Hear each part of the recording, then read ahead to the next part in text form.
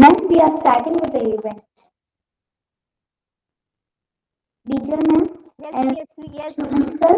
yes, you can start. Okay.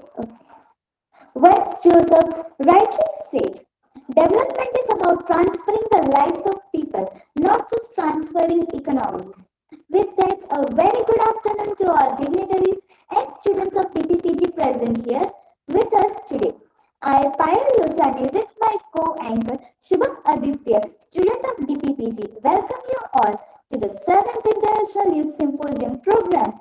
The program organized to bring together professionals related to the field of finance across the globe for deliberations on various issues that impacted the global finance on the theme Achieving Sustainable Development Goals through Policies and Business Interventions, organized by Department of Public Policy Governance, DK School of Professional and Management Studies, Gujarat University.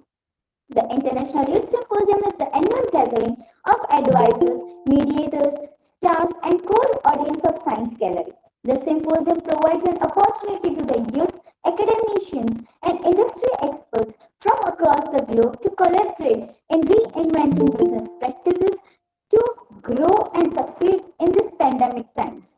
The past symposium has witnessed outstanding success in bringing together diverse intellectuals and harnessing their symbiotic deliberations, paving way for one and all to adapt to sustainable development practices. We intend to repeat history with an even stronger impact through Symposium 2022 for the greater good in present turbulent times. Briefing about our college, DK School of Professional and Management Studies and Gujarat University. The Gujarat University was conceived in the 1920s in the minds of public-spirited and learned men like Gandhiji, Sardar Patel, Acharya Anand Shankar B. Dhruva, Dada Saheb Malwarkar, Kasturbai Lalabai, and many others. The university could come into existence only after achievement of independence in 1949 and was incorporated under Gujarat University Act. DK School of Professional and Management Studies is the Department of Management of prestigious Gujarat University, established in 1976, is one of the oldest and eminent B schools of Gujarat state. DK School of Professional and Management Studies, our institutions, is ranked 21st as per Outlook ICAR India MBA Rankings 2020 top public MBA institutions. The school have been an raising human as well as a very good skills of a new breed of dynamic managers ever since. DK has acquired a unique position in the list of top B schools with its attributes like excellent curriculum, experienced faculties, industrial exposure, strong alumni network, academia industry interface. The school has divided its activity under different departments, which includes Department of Maritime Management, Department of Professional Studies, Department of Business Intelligence, and Department of Public Policy and Governance. DK School runs PhD, MPhil, MBA programs, PG diploma programs, certificate level programs, MBA evening, and executive level programs too. Briefing about the department, especially Department of Public Policy and Governance, established in the year 2020 under the umbrella of DK School of Professional and Management Studies, Gujarat University, with an intention to become premium management institute of eminence fostering value-based quality management education, quality research, executive education, strong corporate as well as international linkages, and nurturing socially responsible leaders for changing global world. The DPPG is the brainchild of visionary head of DPPG with a goal to develop a learner-centric environment for nurturing finest management thinkers and contributors of community development in the pursuit of developing policymakers, practitioners, leaders, and educators by integrating concepts with applications and values. The Department of Public Policy and Governance offers courses like PhD, 4 MBA programs, 6 integrated MBA level programs, 10 short-term certificate level courses, and 12 one-year PG diploma level courses in the field of public policy management, defense management, event management, business economics, and public finance, financial analytics, HR, public administration, business economics, and general management and other related areas of business management. Since its establishment in 2020, DPPG organized more than 70 events for different stakeholders of the society, which includes SDPs, EDPs, research improvement, skill development, campus to corporate, national and international conclaves, conferences, and many other programs. The department provides an innovative learning environment that inspires the students to think creatively, anticipate and adopt change, and develop strategies and competitions for survival and growth in a competitive and technology-driven global economy, and to create an institute which will serve the humanity, the society, the state, and the nation for economic growth and prosperity. I would like to take a moment and now welcome our session chair for the track, Professor P.K. Chugan, sir. We welcome you, sir.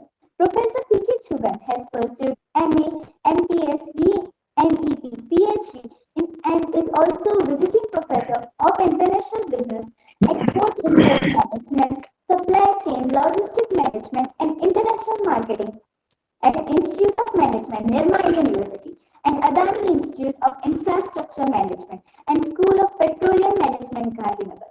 He has varied experience of 45 years plus in trade, industry, teaching, and research with reputed organizations such as India Trade Promotion Organization, Federation of India Export Organization, India-Iran Chamber of Commerce, and the increase of FIEO Mumbai and Institute of Management, Nirma University, Ahmedabad. He has visited about 25 countries and implemented export development programs with financial assistance from international organizations like ITC, UNDP, CFTC, UKTA, London, JETRO, Tokyo, and Ministry of Commerce, and has led industrial trade delegations to Japan, Thailand, South Africa, Namibia, Botswana, Argentina, and Chile. And MBA students study come business tours to China, Taiwan, Hong Kong, South Korea, US, and UK, and establish several international linkages. A recipient of Polish government scholarship at Warsaw School of Economics and UCG Teachers Fellowship at JNU, New Delhi. Dr. Chugan has organized, chaired, participated in several international and national seminars, conferences, and meetings, and has, to his credit, 10 books and over 100 papers published in national and international journals and conference proceedings. His authors' SSR and papers download ranking is in top 1% of authors out of over 6 lakh authors the world over. Presently, with 600 plus citations, his H index is 9 at the website of Google Scholar and Publisher Parish.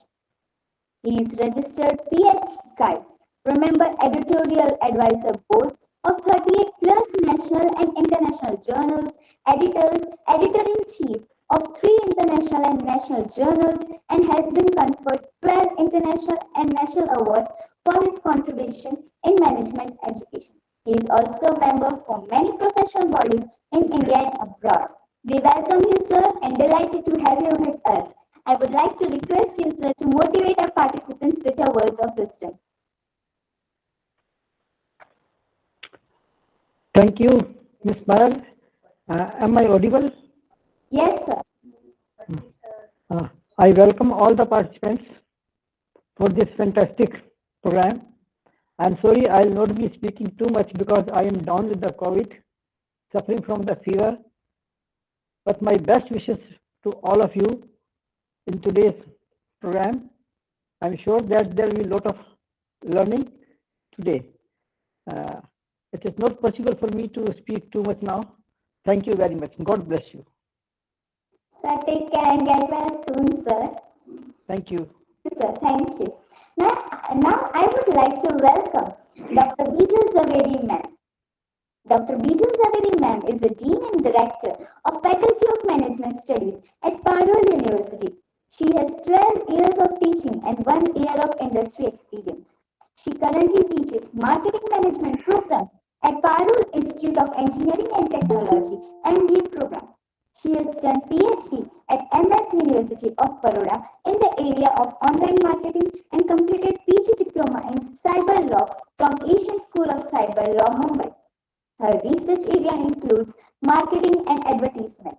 We welcome you, ma'am, and delighted to have you with us. Kindly spare some words of wisdom on us, sir. Thank you so much. And first of all, I would like to congratulate all participants and Dr. Neelam Panchal for organizing this symposium with the same spirit on every year. So I think everyone is getting lots of learning opportunity by such type of program. Best wishes and thank you for inviting for this as a session chair. Thank you, ma'am. Thank you. Before we begin with the paper presentation, I would like to inform all the participants about the general rules. Each participant will get 10 minutes for presenting their paper, followed by Q&A session if any. Also, the evaluation of participant will be based on presentation and communication skills, relevance to the main topic, coverage of topic, body language and confidence, and contribution to the main theme at implementation. Starting with our first presenter, I would like to welcome Professor Ankita Sharma, ma'am, to present, and the topic she is presenting is presenting on general luxury goods, impulse buying, personality factors, and its head of consumption, which is stimulating moderating factors, qualitative research and management strategies. All the best, ma'am. Thank you. Good noon, all of you, respected Neelam Panchal ma'am. First of all, we are very thankful to you, ma'am, for arranging, for managing every year this wonderful program where we get opportunity to present our ideas, our thoughts, our suggestions in a wonderful way. And I welcome the judges, jury members, Mr. Pavan Kumar Chogan sir and Ms. Vijal Javeri ma'am, for being here with for giving us such precious comments and your time. So I welcome both of you and ma'am with lots of affection. And let me start with the presentation. I'll be sharing the slide. Can you see the slides, Payal? Not yet, ma'am.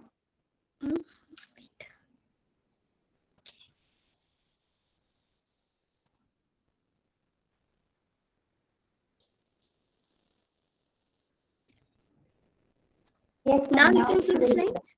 Yes. Yes? Yes, ma'am. Okay, fine.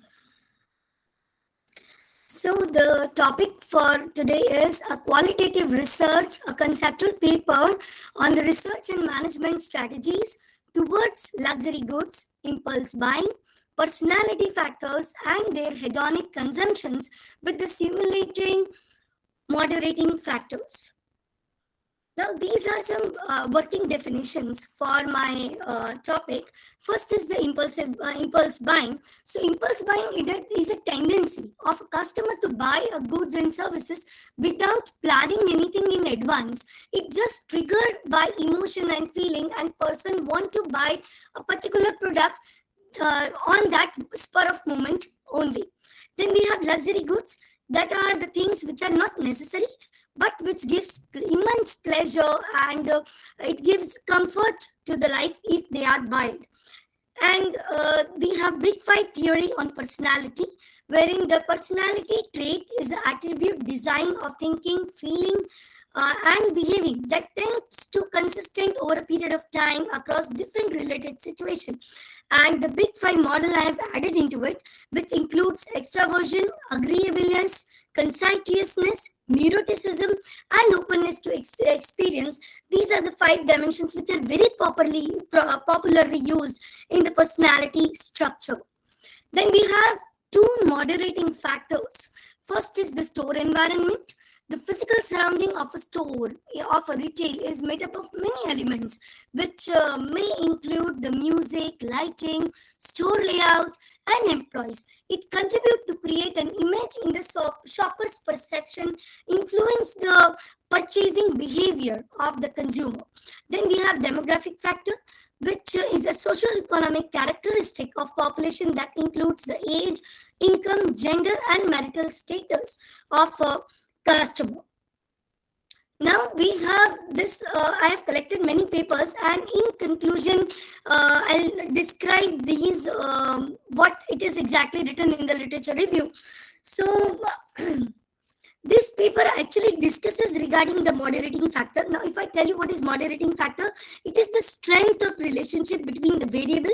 More shows relationship between more or less of variable, and these moderating variables are store environment and demographic factor on buying behavior of customer who indulge themselves in shopping luxury goods impulsively. So my first factor is impulse buying behavior.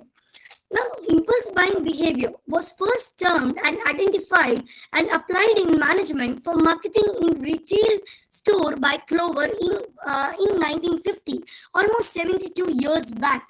And he defined impulse buying as shopping something which is extraordinary, exciting, hedonically motivated, and compelling to desire to buy a particular product. Now, there was another research by Rook in 1987. He analyzed that impulse buying behavior occurs when a customer experiences a sudden urge to buy something, powerful urge where he or she cannot stop himself or herself to buy a particular product. Now, various researchers define impulse buying behavior, like the Horseman in 2000 concluded that there occur a trigger psychologically which leads to impulsivity and resulting immediate satisfaction and happiness when when the customer buys something impulsively. Now, there is another researcher, Gary Oswald and Agatha. They suggested that behavioral approach in accordance with certain individual traits such as hedonic interest in a particular product, or optimal level of simulation, or the value of materialism, or positive attitudes toward buying something, and the interest in window shopping boost impulse buying behavior. The researcher here also concluded that people who are energetic, who are, prefer risk in their life, avoid more stress, normally indulge themselves into impulse buying behavior. Then we have Xiao and Nicholson, who analyzed that some customers, after indulging into impulse buying behavior, feels guilty about it, feels that post-purchase disturbances and realized by them, and they feel that why they have bought impulsively something. Then we have luxury goods as one of the important parameters. So luxury is a Latin word luxus, that is state of great comfort and extravagant living. Now, luxury basically, if it is having 6 characteristics. First is excellent quality of a product. Second, very high pricing, aesthetics of a product, scarcity of a product, and uniqueness which it possesses. Now, first researcher in this is Ang and Bogat. They beautifully stated that India has always consumed the richness and royalty from the times of Maharaja in its history. When it comes to luxury in Indian consumer, they share varied cultural values and display of wealth in social functions like wedding and related rituals. It gives social significance to them, and also depicted that Indian consumer like to do pomp and show of their luxuries. They reflect different brands and different products they buy. So marketers need to think about the culture of Indian consumer, and in accordance to that, they can manufacture the product. Next is Amituli and Guido have conceptualized that shoppers can be divided into basically 2 parts. First is externalized luxury, and second is internalized luxury. Externalized luxury means show off and display of wealth, ostentation, The ostentation means the public display of wealth, and internalized luxury means self-rewarding, no more show off, but satisfying himself or herself as customer. Now we have Zhu and Thomas and Giovanni, who said that it is a newcomer, new rich, or the one generation people who have started buying luxury at a very young age compared to the baby boomers. It is the young generation don't wait for the best things to come in the later of their life, and on the contrary of the baby boomers who are their parents, they want to buy things right here. They feel it is their right, not a privilege, to buy the luxury goods. Then we have personality behaviors, wherein personality is all about the patterns and thoughts and emotions and the behavior that characterizes an individual. And here we have the first one is Kesson and Lee. They focuses on the cultural difference between Western and Eastern culture. In America, most people are individualistic, so they consume more products impulsively compared to the Eastern countries, because they believe Eastern countries believes in more in collectivism, right? And there is another researcher, Silvera, who significantly Madam, can you throw some light on our research methodology and conclusion part, because we are having a large number of candidates. So ma'am, actually, these are the literature paper. Can I just explain two more factors who are moderating? Every candidate is required to assign 10 minutes, not 10 to 15 minutes. So I would like to request that those who are organizing make a time limit as well, because as per the guidelines, 10-15 minutes need to be assigned to each and every candidate, so that it would be easier to complete as per the assigned time, right? So you Yes, time limit. Okay, fine. Thank you. Yes, madam.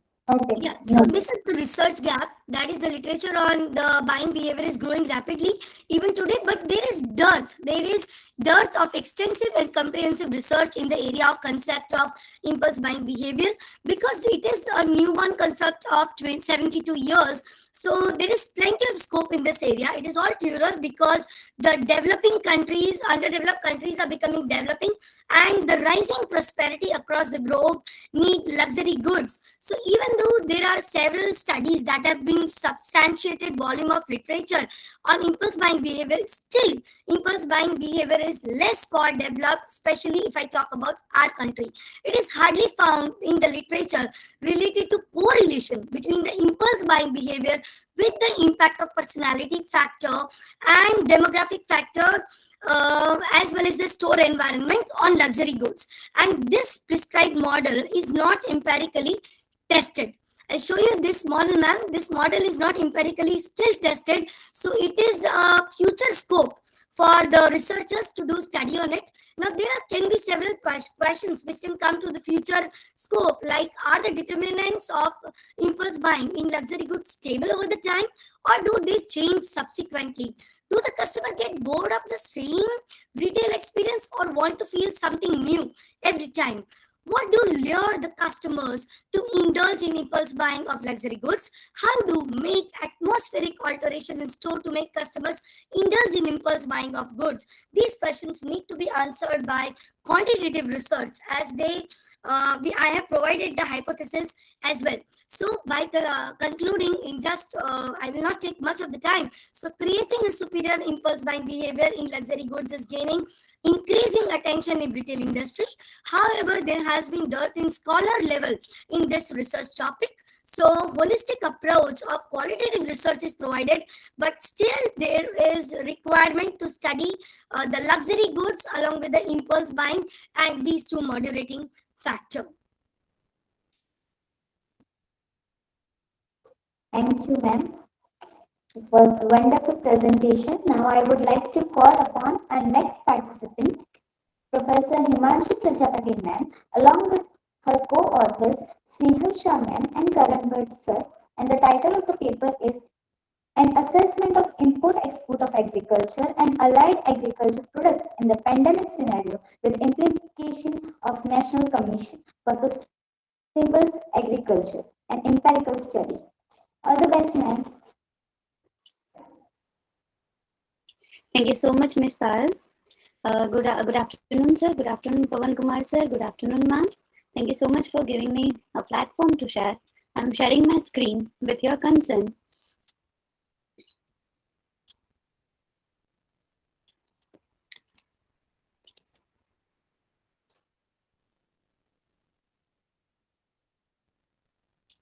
I hope it is visible, right? Yes, ma'am. Okay.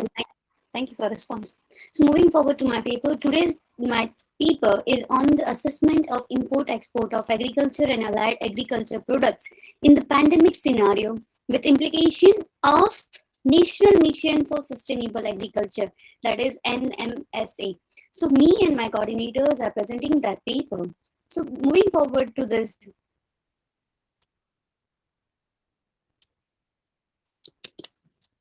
moving forward to that, so basically we have conducted four main topics into this research paper. The main motto after this is like conducting this whole situation and analyze how this whole work, how this agriculture sector relates us, how this coronavirus impact on the agriculture sector, how the sustainable development policies are working, are they working or not. So these are the basic motto of starting this article, starting this research work, right? So moving forward to the introduction, the very first connection over this in this research paper is that sustainable development goal. So out of that 17 goals, I had concerned this goal number 2, that is end hunger by 2030.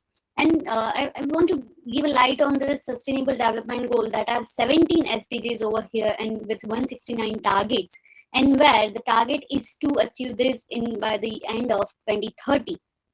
Already, it is imposed in1st January 2016 and adopted by 193 members. The goal of this research paper is to safeguard sustainable food production system by implementing resilient agriculture practices, which will increase productivity and production that will help to maintain ecology and also intensify the capacity to stand strong in any kind of pandemic. So here we are connecting our topic with the goal number 2, that is of a SDG, that to end hunger. How to end hunger? If I talk about this NMSA, it is already government has imposed this scheme in the year of 2015, right? So they have adopted the scheme. They have imposed this in the 12th 5-year plan. They have started developing this kind of a scenario. They are putting so many policies under it.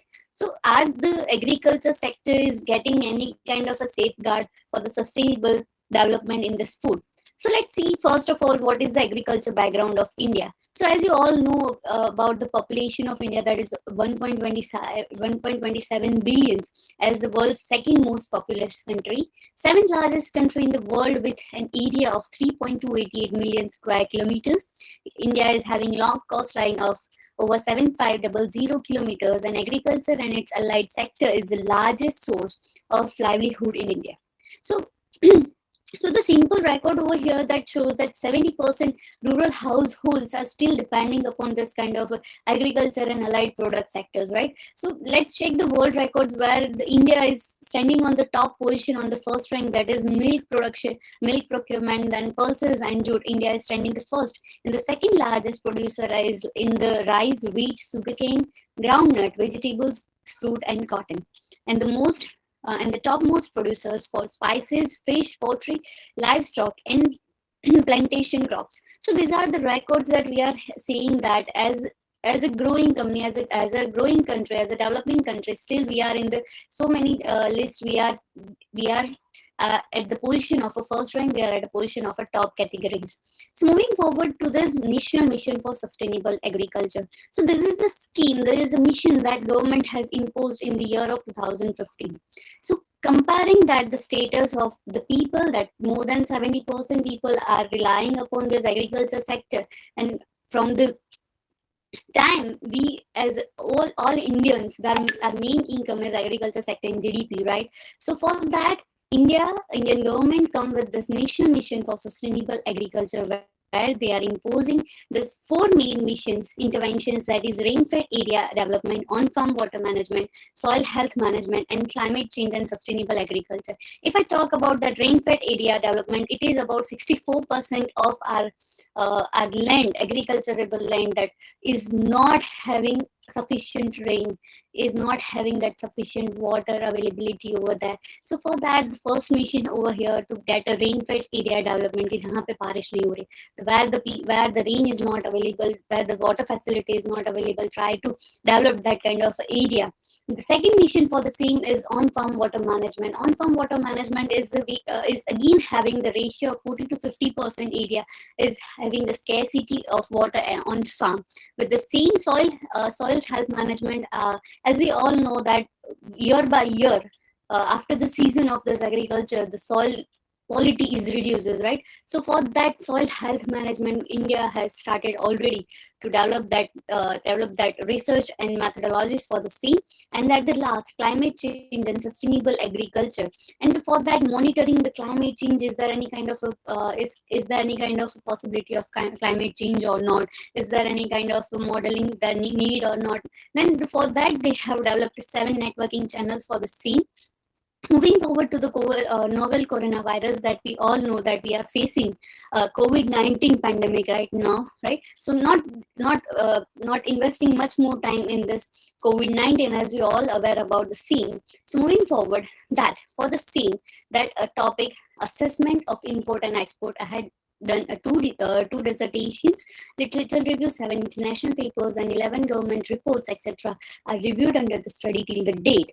And the research gap I have found that almost all researchers focuses on overall economic impact of agriculture sector. They are not departing that kind of what is if the import is that, what if the export is that. After the pandemic, no much research is on the same topic, right? So limited sectors only analyzed for the import and export. They are mostly taking into consider that manufacturing sector, taking into consider that FMCG sectors. So that are the sectors they are taking into consideration more compared to the agriculture sector. Most of the work is done by government itself only, but still not evaluated. For that NMSA scheme, government has done so many good tasks on the same, but the work is still not evaluated. Not much research on nation mission for sustainable agriculture, and so there are 2 more research gaps on the same. So moving forward to the objective of the study, why the need of this kind of a research paper. The study is to evaluate the current status of agriculture sector in India. What is the current status in the time of pandemic, before the time of pandemic, to observe agriculture and allied sector production, import and export of agriculture sector, and so on. So these are the list of objectives for the study. So here I taken only secondary data, and these are the government official websites, annual reports, budgets, acts and guidelines, and etc. so on. So moving forward to the discussion and suggestions, I have conducted here the 2 reports. The report number 1, that is a data for export, India's export of total 10 agriculture commodities, that are agriculture and allied agriculture commodities, that are rice, rice other than basmati, spices, buffalo meat, sugar, and etc. And we have compared the data of 2019-20 and 2021 till November 20 only. That is the time that pandemic already started. So here the export report is here. The same way, import reports is already conducted in the same, where you can see the graph that both the stage is declining. Not is that the only is import is declining. No, export is also declining. Export is declined compared to 2019-20, and same with that, import is also declined. If the import is declining, it is a good sign, but why the export is declining? So the same thing is a big question over here. So when it is a detailed study, where if we are finding that there is a decrease in import, it shows that we are getting some sustainability over here. But with the export, it gives us a big question that why we are decreasing the amount of exports. So moving forward to the last portion of my conclusion, that it has been suggested to implement a holistic approach to address and mitigate the problem of agriculture sector in the country in the time of pandemic. Government should give keen interest for HSGs and provide financial assistance with insurance of life and agriculture products. intensification of mission for sustainable agriculture, and also to create enough opportunities to more and more export and minimize imports to get sustainable development in agriculture sector. So these are the concluding speech from my side, that we need to take much more care for this agriculture sector, where we need SHG, that is Sustainable Development Goal, still to be worked. Thank you so much. Madam, just one question that I would like to ask, that for, as you discussed about the allied agriculture, Yes, how ma'am. would you like to see this type of allied agriculture in upcoming years, and what would be the great implementation? Okay, in allied implication, if I put my opinion over here, that nowadays the milk and every products, that other allied products are developing that much, that if we take a chance of that exporting, if we get a grip on that, if we come up with the largest exporting country for the same, then this will definitely give us a extreme increase in our GDP with the help of this agriculture sector. So it is good to go for this kind of allied agriculture products that are with the limited time investment, they are giving us a good result for the same. Good. Okay, madam. Thank you. Thank you, ma'am. Thank you. Thank you, ma'am. Now I would like to welcome our next participant, Dr. Jamil H. Trivedi, sir, along with his co-author, Dr. Mehul Mistry, sir, presenting on analytical studies on efficiency of e-banking services in respect of customer satisfaction. All the best, sir. Thank you.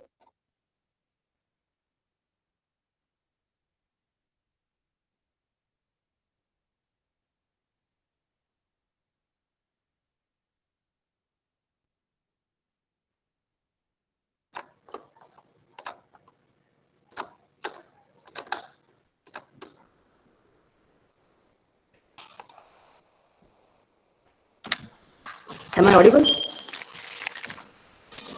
sir.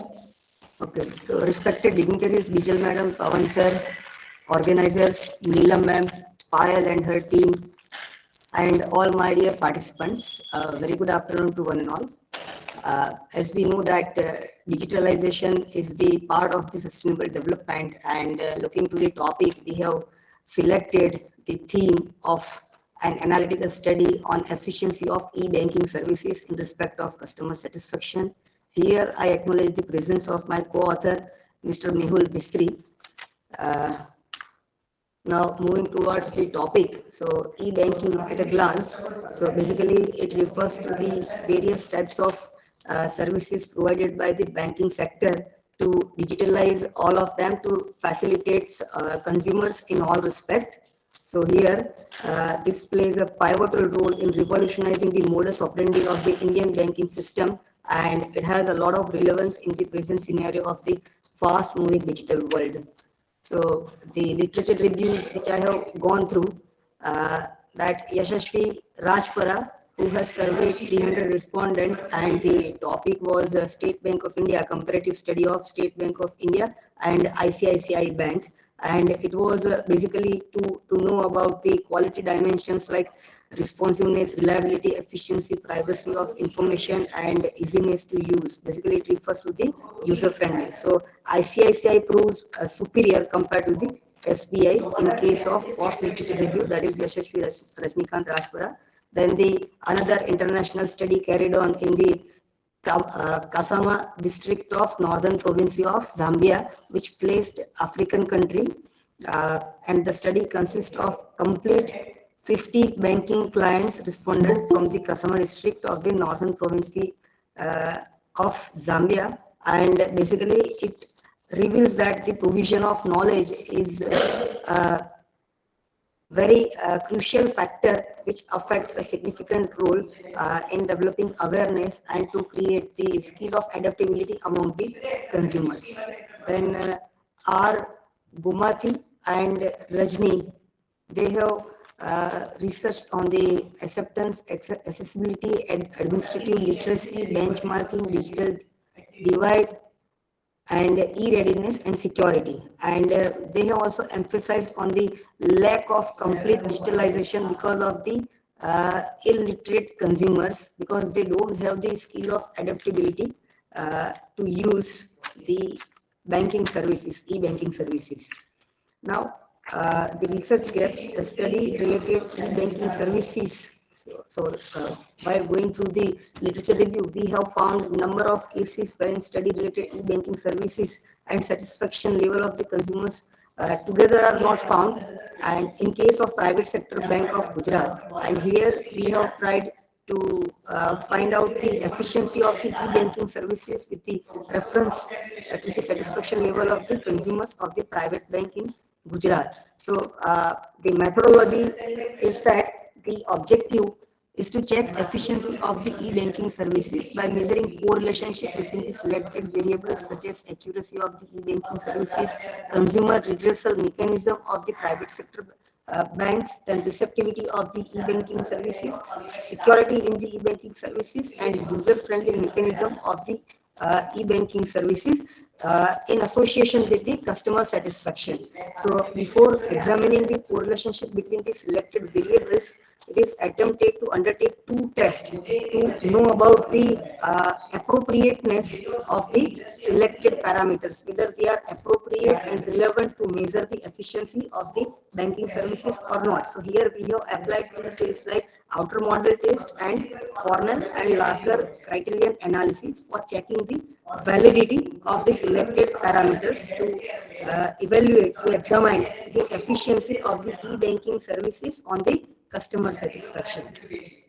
Then the research design indicates that the whole study based on the primary data, further descriptive and analytical in nature, and the primary data have been collected by circulating structured questionnaire amongst the users of the e-banking services of the private sector bank. So total we have collected, we have circulated 790 questionnaires, and we have collected more than 790 questionnaires, and we have received the responses from 790 respondent, and 90 responses were ignored because of the incomplete and insufficient information, and total 700 responses were considered for the purpose of analysis.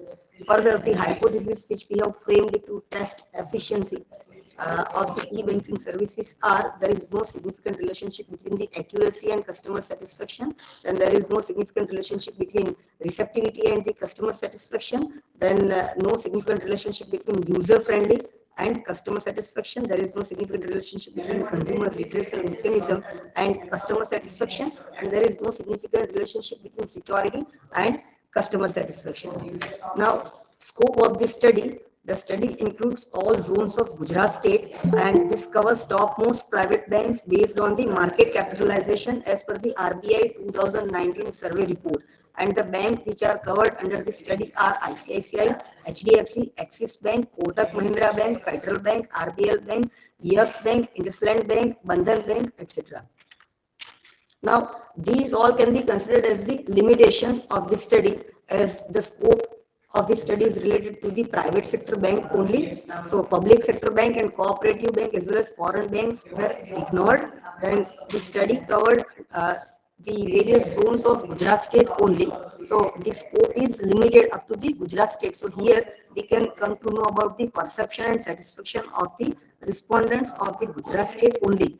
The information given by the respondent might be unaware because some of them might not be willing to give correct information, and the sample size of 700, which is quite lesser than the population.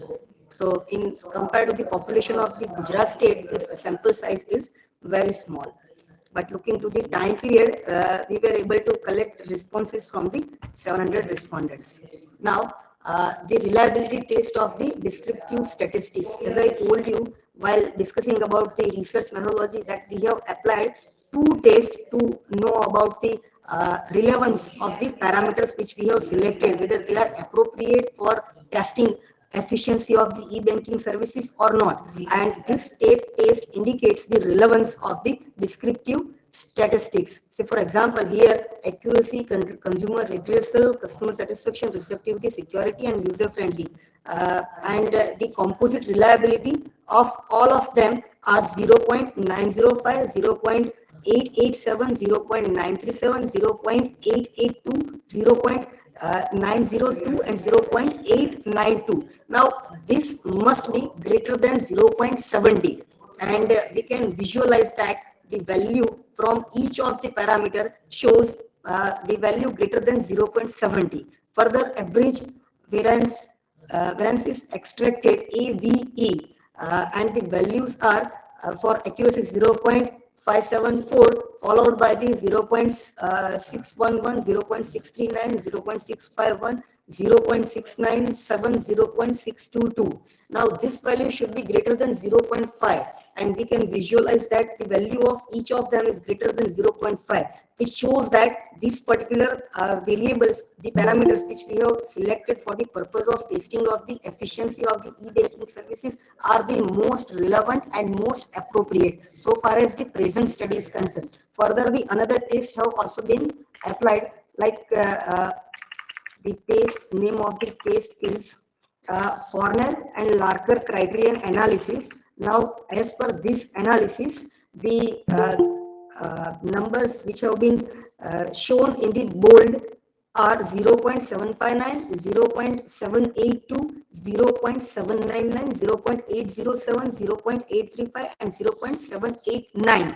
Now, these all are the under square root of the average variance extracted AVE of the previous table of the Outers model, and it should be greater than the values followed to it. In case of first one 0.759, the other values followed by this in the same column. Just one question. Based on this overall results of the study, may I know that what specific implications that you have suggested for your study based on the whatever the values that you have received? Can you throw that light? Yeah, definitely, madam. Teacher, madam, only 2 minutes, and within 2 minutes, you will definitely come to know about my suggestions. So the last table, that is T statistics and P value. So here, T statistics must be greater than 1.96, as it shows in all the values, and P value should be greater than 0.5. Less than 0.5 to reject the null hypothesis, which is there in the all the column, right? So here, all the null hypotheses are rejected, meaning thereby there is significant correlation between the selected parameters and the customer satisfaction. So if banks wants to evaluate the client satisfaction in respect of the efficiency, then these are the parameters required to be considered, and they are supposed to implement all these criteria to judge the customer satisfaction to enhance the market share. The respondent under the present study are satisfied with the services which they have availed from the private sector banks which are selected in the present study. It means the services provided by the private sector banks are quite efficient in enhancing the satisfaction level of the customers. However, consistency in the efficiency ensures the maintenance of the satisfaction level of the customer. So definitely consistency is really essential. So in case of the study, all the respondents seems to be satisfied, though the consistency in the same kind of services is equally essential for maintenance of the satisfaction level, right? So further, the banking institution should consider these all parameters to evaluate the satisfaction level of their customers frequently to improve their performance. So that's all so far as my explanation is concerned, and I hope that Vijay madam, you are satisfied with the conclusion till last. Okay. With reference to your question. Okay. So these all are the references, and this is related to the PhD study of my co-author, Mr. Mehul Mistry. So I wish him all the best for the completion of the PhD as soon as possible, as the study is most relevant and appropriate so far as the digitalization is going on, which is a part of sustainable development. So thank you all. Now waiting for the questions if you have any. Only one question from my end, that as e-banking services, so what new innovative suggestions would you like to give banking industry, that in case context of website designing, right? Because see, when we are measuring e-service quality, so website play a very crucial role. So what specific suggestions would you like to give in that direction? I would like to submit my suggestion in viewpoint of the customers and potential customers who are not having such kind of skill to use the e-banking services. So various types of training and development programs are required to be arranged by the banking sector, so that, see, the design is overall design of the portal is quite effective, and the selected respondent are able to receive all the information regarding the various services. But those who are not having such kind of skill and expertise, they are not able to adapt all these services. So my suggestion is that the bank needs to improve and needs to maximize the program for the training and development, or they should arrange such kind of program by means of which they can provide education to the potential customers who are not having such kind of information, that how to use the information, as well as how to avail the information, as well as how to get information about the various types of services. So various types of programs are required to be organized by the banking institutions. That is my suggestion for the potential customers who are not having such kind of skill.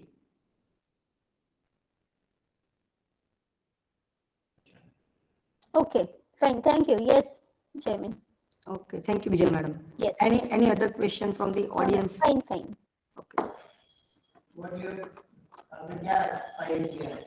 presentation. Now I would like to call upon our next participant, Mr. Malay Ranjan sir, presenting on childhood immunization and under 5 mortality rate in India. All the best, sir. Yes, ma'am. I'm just sharing.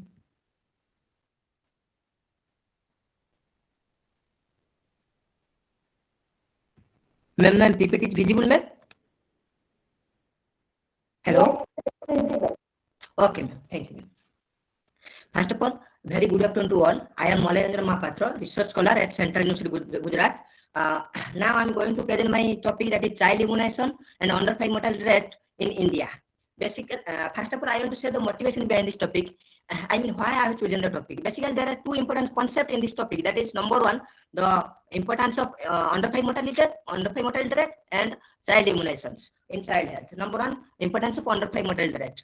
Indeed, health plays a significant role for each and every human being, because if you have some health issue, we can't do anything properly. For example, suppose you have some health issue, you can't write properly, read properly, eat properly, etc. So health plays a significant role. If you go in health economics, there are many branches like child health, maternal health, elderly health, like this. Among them, child health plays a significant role because it is the initial stage. It is the pillar of our whole lifespan development. If your initial stage will be good, if your pillar will be good, then automatically your future will be good. So child health plays a significant role. However, under 5 mortality rate plays a significant role in child health, and it became a severe headache in child health.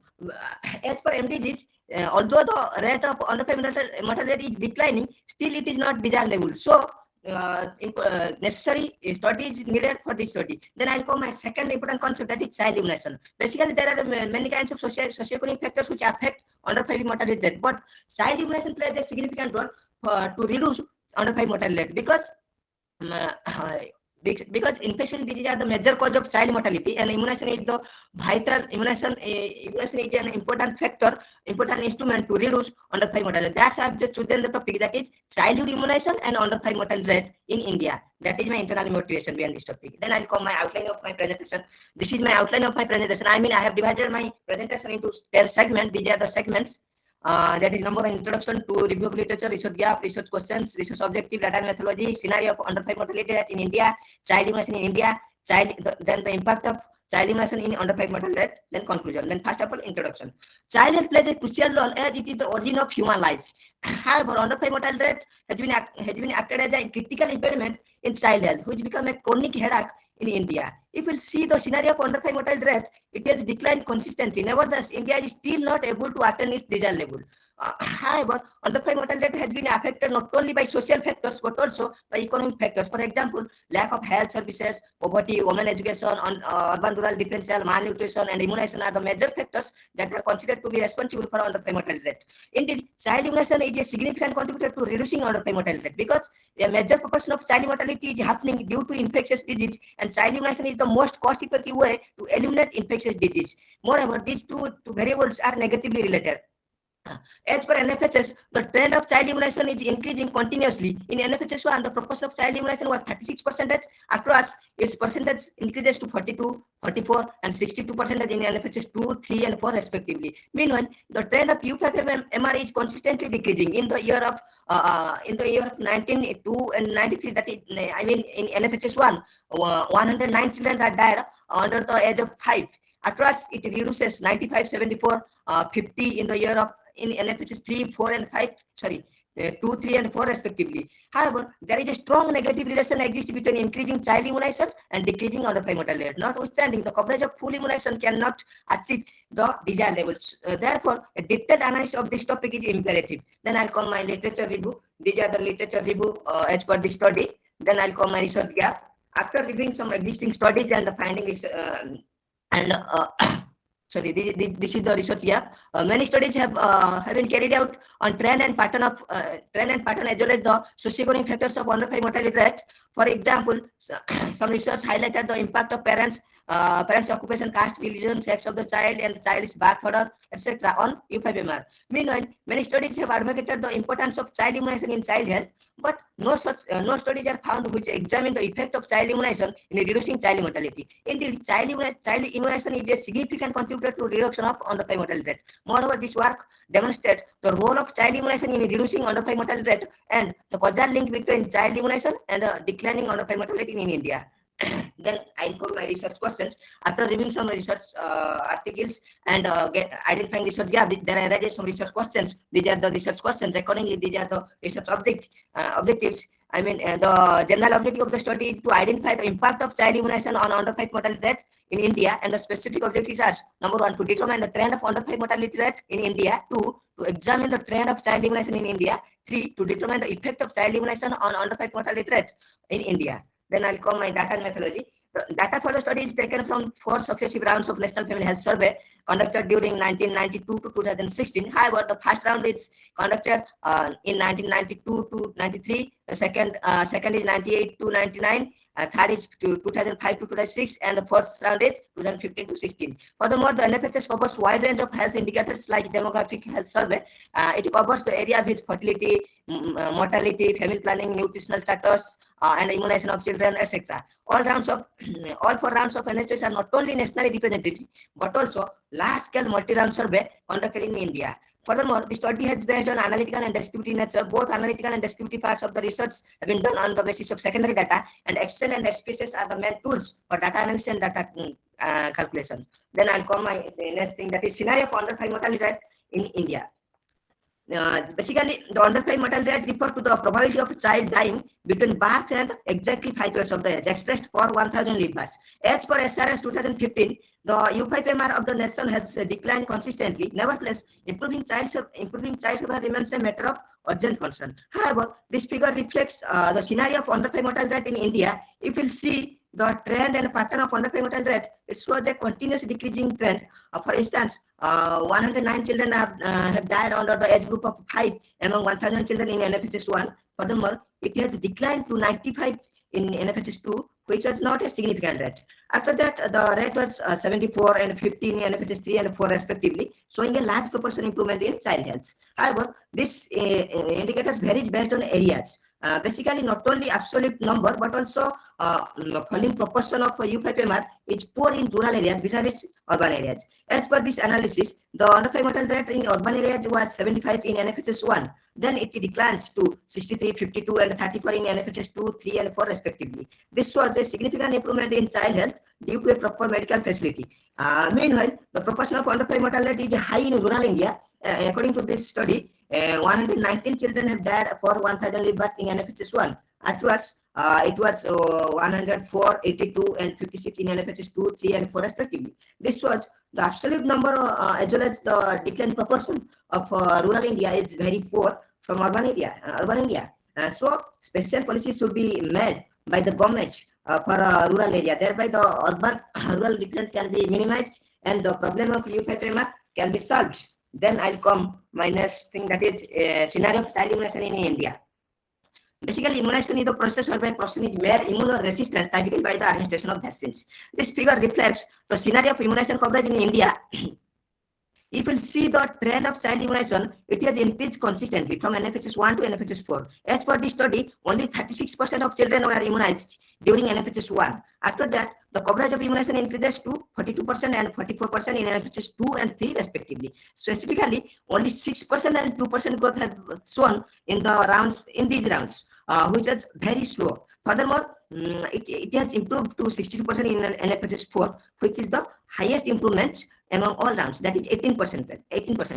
Nevertheless, it is lag behind this desired level. This needs a big push and a proper management system. As a result, the coverage of child immunization will increase. Similarly, its coverage varies from urban to rural areas.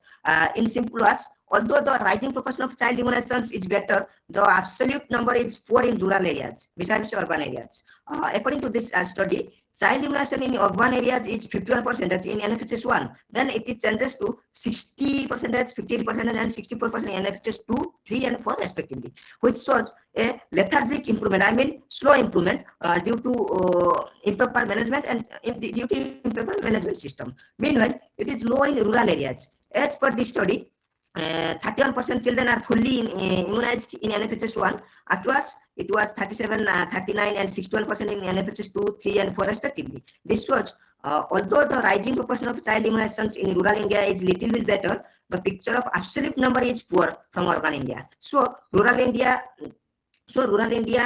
needs some special policy, thereby urban-rural differential can be minimized and the problem of under-immunizations can insulate in India. Then I'll come my next thing, that is impact of child immunization on under-5 mortality rate. However, this figure reflects the comparative sketch between child immunization and under-5 mortality rate. However, these two variables are negatively correlated. As per this figure, U5MR or under-5 mortality has continuously decreased from NFHS 1 to NFHS 4. Furthermore, if we see the 4 successive rounds of NFHS, the absolute number of U5MR is 109, 95, 74, and 50 in NFHS 1, 2, 3, and 4 respectively. Meanwhile, the coverage of full immunization has continuously increased from NFHS 1 to NFHS 4. For instance, only 36% of children are fully immunized in NFHS 1. Afterwards, it increases to 42%, 44%, and 62% in NFHS 2, 3, and 4 respectively. From this analysis, it is clear that although many factors affect E5MR, child immunization is a major factor in reducing E5MR because infection is the main cause of child mortality or under-5 mortality rate. And child immunization is the most cost-effective way to reduce the under-5 mortality rate. However, the coverage of child immunization is below the desired level. Therefore, not only huge funds but also a proper management system is imperative. Thereby, the coverage of child immunization will scale up and the problem of under-5 mortality rate will solve. Then I'll come my conclusion. Sorry to interrupt you, sir, but your 10 minutes for presentation is over, sir. Yes, ma'am. Just 1 minute, ma'am. This is my conclusion. Okay. Yes, ma'am. In this, I am going through the last. Based on the result of our study, our study attention 3 points. First, special effort is needed to accelerate the healthcare services in rural area for the reduction of U5MR, because not only absolute number but also the falling proportion of U5MR is poor in rural areas besides urban areas. Second, a special focus is imperative for high immunization coverage as it is the lethargic improvement due to the improper management system. For instance, only 36% of children were immunized during NFHS 1. After that, the coverage of full immunization increases to 42 and 44%, 44 and 62% in NFHS 2, 3, and 4 respectively. That U5MR is affected by different social and economic factors. Notwithstanding, child immunization is a vital predictor to reduce under-5 mortality because infectious disease has been the major cause of child mortality and U5MR. And immunization is the most cost-effective way to eliminate the infectious disease. Therefore, special efforts with more funds on child immunization and proper management system are imperative. Thereby, the main impediment of child health, that is U5MR, can reduce rapidly through high coverage of child immunization. Then these are my reference. Then thank you. Thank you, sir. Ma'am, do you have any questions for sir? No, it's okay. You can continue. Okay, ma'am. So, calling out our next presenter, we have Mr. Basinda Meher, sir, presenting on handloom weavers' livelihood and analysis of the Garba district.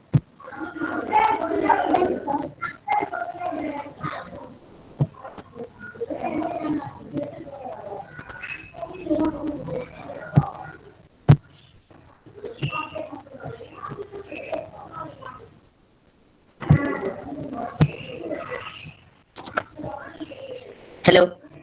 Hello, ma'am. Yes, ma'am. My PPT is visible, ma'am. No, sir, it's not visible yet.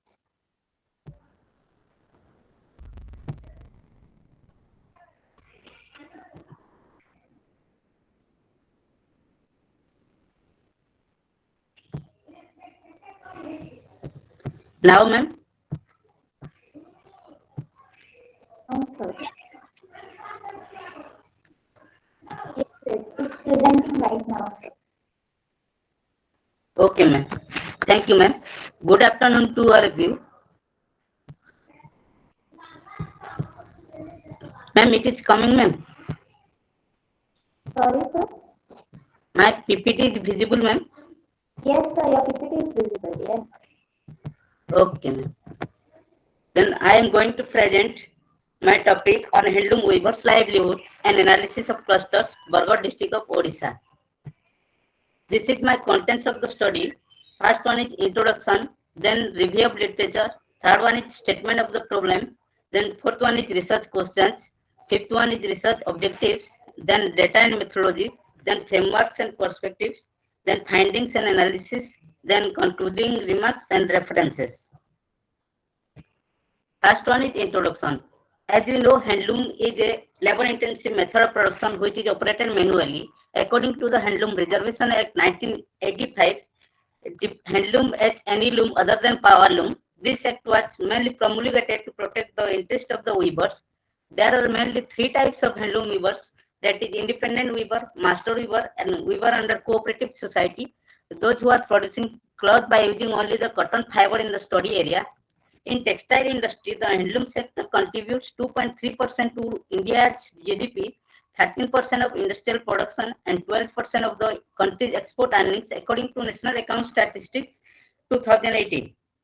It is the second largest employment sector after agriculture, providing more than 30 lakhs weavers in rural and semi-urban areas, either directly or indirectly. Similarly, in case of cloth production, it contributes nearly 22% out of total cloth, excluding wool, silk, and khadi, according to 4th Handloom Census 2019-20. Then the relations of productions in handloom weaving is such that dependent weavers do not have the right of possession about the final product. That dependence is mainly for two reasons. First one is to sell their products tied with a particular merchant and get contract to sell their labor. Then next one is review of literature. There are different literature which I have reviewed, and on the basis of that I find my research gap. In most of the literature, it is discussed about the socioeconomic conditions of the handloom weavers, but this study tries to examine the factors affecting the weavers' livelihood, then the role of middlemen in marketing the handloom products impacting the weavers' livelihood. On the basis of research gap, two research questions has been derived. First one is what are the factors affecting the weaver's livelihood? Then second one is how the marketing of the products impact the weaver's livelihood. Then next one is objectives of the study. First one is to analyze the factors affecting the weaver's livelihood, and then second one is to examine the role of middlemen in marketing of the products. Then data sources and methodology. The study is based on primary data on the basis of field survey in Bargarh district of Odisha in 2019. It is based on secondary data also. The secondary information has been taken from National Account Statistics 2018, Census Data 2011, National Handloom Census 2009-10. This is the third round, and fourth round is 2019-20. And last one is District Statistical Handbook, Bargarh 2011. Then here both the purposive sampling and simple random sampling method is used to collect sample. A sample of 100 weavers has been collected from 5 villages of 3 different clusters of Bargarh district, where most of the households were working in handloom related activity. Household is the sample unit of the study, where both closed-ended and open-ended questions interviewed to bring the main issue of the study. Then the frameworks and perspectives of the study. Here the group of weavers, sources of inputs, and selling of final product has been explained in the following table. there are three categories of weavers. First one is independent weavers, those who are main source of finance is their friends, relatives, and informal sources, and their source of materials from the market, and they are selling their products in the market. Then second one is cooperative weavers. Their main source of finance is the cooperative society, where they are getting their source of materials, raw materials, and they are selling their final products to the cooperative society also. Then third one is the contract weavers, those who are giving all the raw materials and the wages to the weavers, and the weavers are only selling their labor to by producing a cloth, and the money lenders, master weavers, and businessmen are included in this category, and they are selling the products in the local markets. Then findings and analysis. Then there are different factors they are affecting the weaver's livelihood. First one is the education level, and then second one is age, then informal loan, then fourth one is family members engaged in weaving, fifth one is monthly income, and sixth one is household dwelling.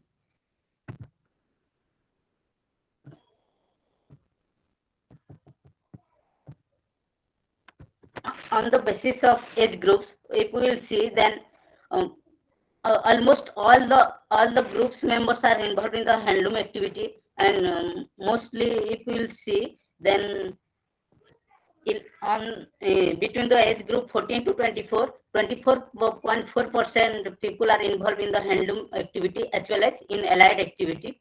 And if you will see the family members engaged in handloom activity, if the family members will be involved more, then their chances to work under contract weavers is more. And if the family size will be, if member of the family will be low, then their chances of work become an independent worker. Then this is the level of education among the family members, and here you will see that the mostly they are completed upper primary level of education, that is 14.5% of people. And if you will see the higher education, then graduation and above, then 4.6% only are completed their higher education level. And here education level are closely linked to the handloom activity. If the level of education will be more, then their chances of getting income or their chances of earning income will be more. And if the level of education will be low, then their chances of earning income is very low. Then the distribution of households dwelling on the basis of social class in percentages. Here there are two categories of households. One is OBC and second one is SC. And on the basis of that, there are three types of dwelling.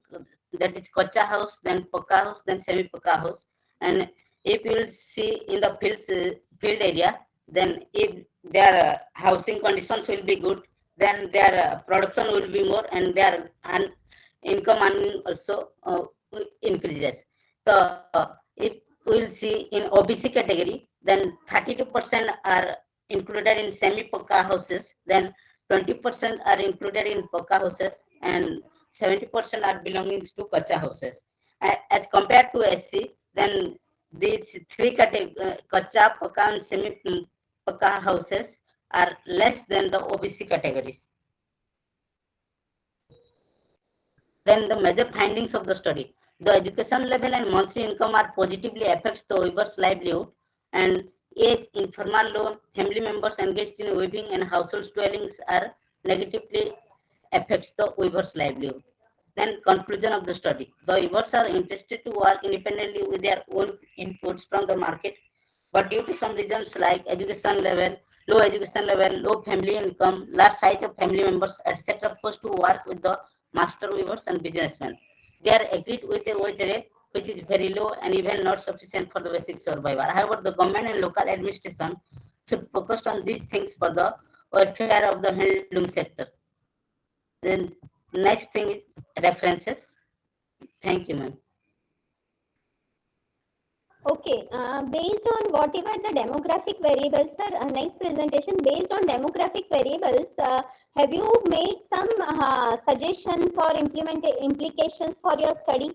Because you have explained about the conclusion, right? But some specific implications from your study, would you like to suggest? Ma'am, if we'll see the demographic profile, then the education level is very low and their level of education should be high. Then government should focus on the training program also. If the government will provide training program, then they will acquire new design and new methods of production, and their marketing, they will sell their products in easily if they are getting new designs and new methods of production.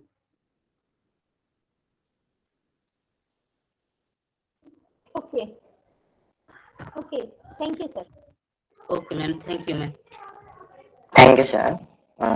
Now, I would like to welcome Mr. Asim Kumar Samra, sir, and along with Dr. Payal Chaudhary, ma'am, which is presenting on COVID-19 and use of HR technology.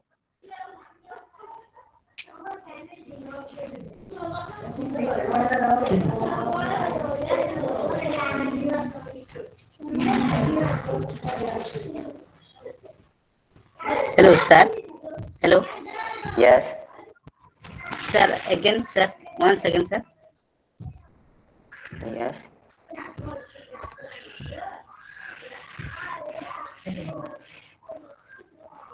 Hello, sir. I could not listen properly, sir. Sorry, sir. Sir, please, 1 second, tell me, sir. Okay. I would like to welcome Mr. Asim Kumar Sharma, sir, and Dr. Payal Chaudhary, ma'am, presenting on COVID-19 and use of HR technology. COVID-19 HR team. Actually, my study is not in this period. Sir, your turn is over. Okay. Thank you, sir.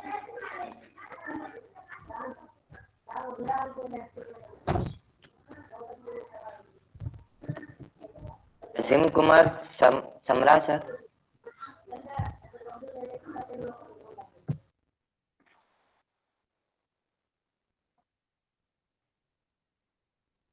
Hello. Asim Kumar Sharma, sir.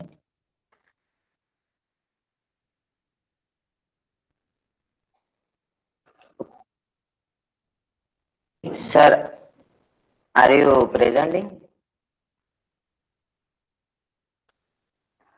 I think this is. Okay, sir.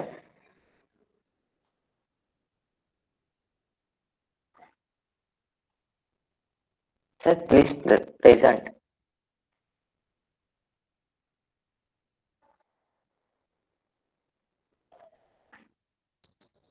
Is my PPT visible? No, sir.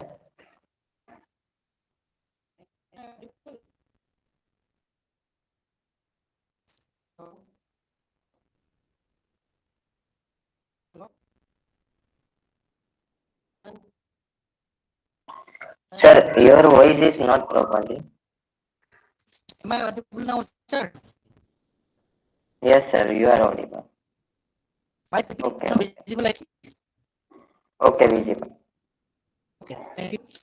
Good afternoon, myself Asim Kumar Sharma and my co-author Dr. Payal Chaudhary ma'am, and we're going to paper on COVID-19 and use of HR technologies. This is the introduction part. Traditional HR and office environments suddenly collapsed due to COVID-19 pandemic. Organizations having digital HR platform seems inefficient to that crisis due to lack of integration in work from home scenario. The COVID-19 put Sir, your PPT is not present. PPT is not visible. Okay, just a minute.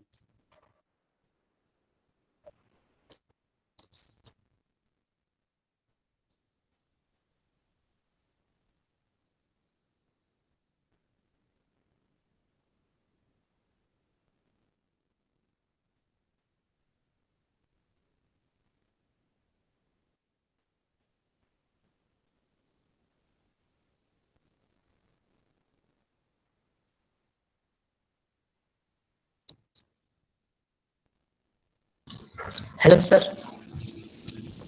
Yes, Shall I present your PPT? yes, We sure. have Thank you. Yeah, thank you. Just a second, sir.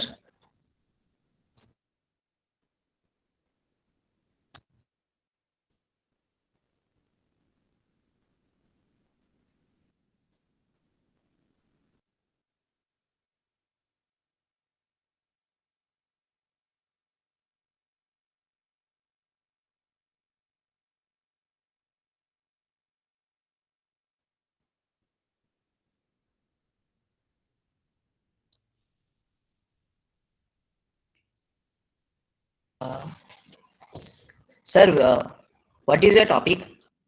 COVID-19 and use of HR technology.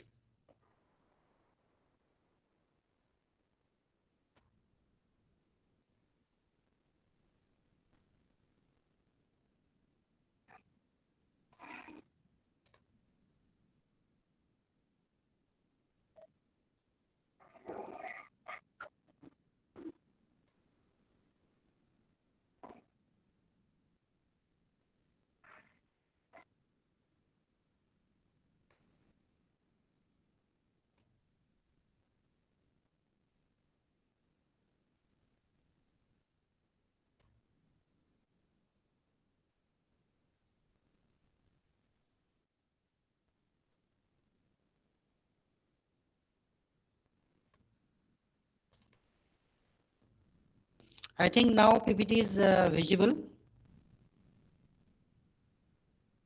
Hello.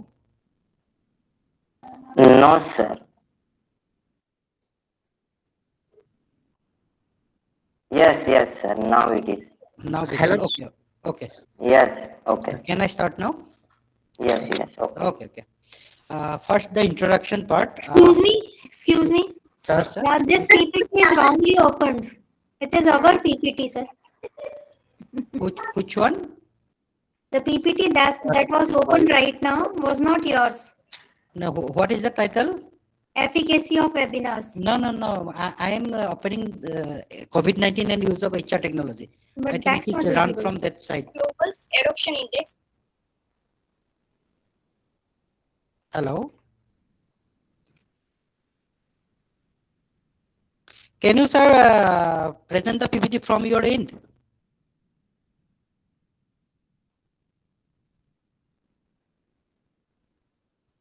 Yes, sir, we will. Okay, Wait for a minute, sir. Okay. Just yes, I am doing that thing. Just a second. okay. If it is taking time, move forward to the next participant, and then again No, give no, no, him no, no, chance. no, no, no, ma'am, no. It's Yes, not need. It's visible or not? No, this is not my topic. Sorry, sir. Which one? Yeah. COVID-19 and use of HR technology. So do one thing, if possible. Can you please share it again on the number mentioned in this chat box? Right. We will start your presentation after the next participant do it. Right. So it is. It is, ma'am, already shared in your Google link, na? Whatever I have received, it is already shared there.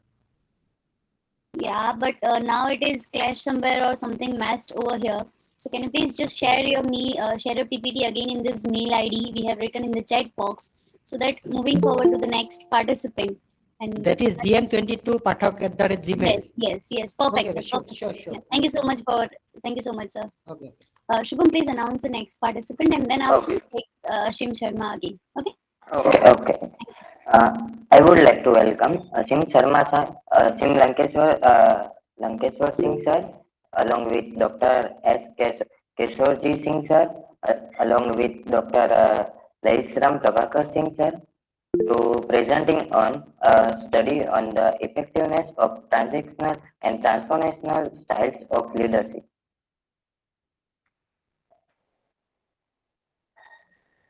Yes.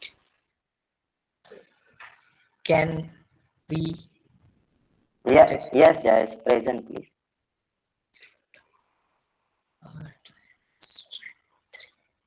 Is it visible or not? Hello.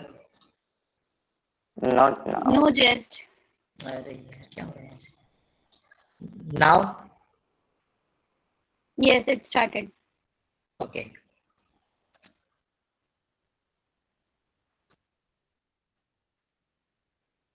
Where is Azim sir? JST इनका नहीं है. Yeah, I have online. I have already emailed PPT. Please check. Yeah. Check just from there. Asim sir, are you there? Yes, I am available. Yes, I am available.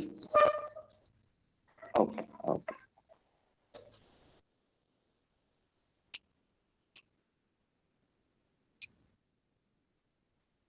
Jayesh, please present PPT of Asim sir. Just a second.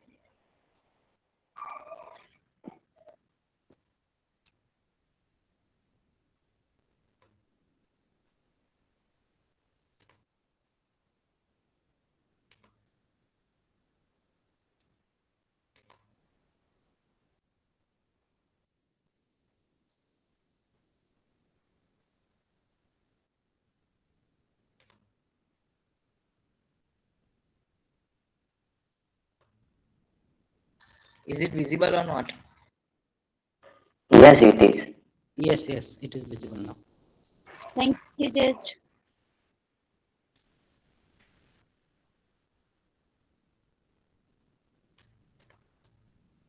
Okay. Good afternoon to all. Myself, Asim Kumar Sharma. My paper is based on COVID-19 and use of HR technology. Next slide, please.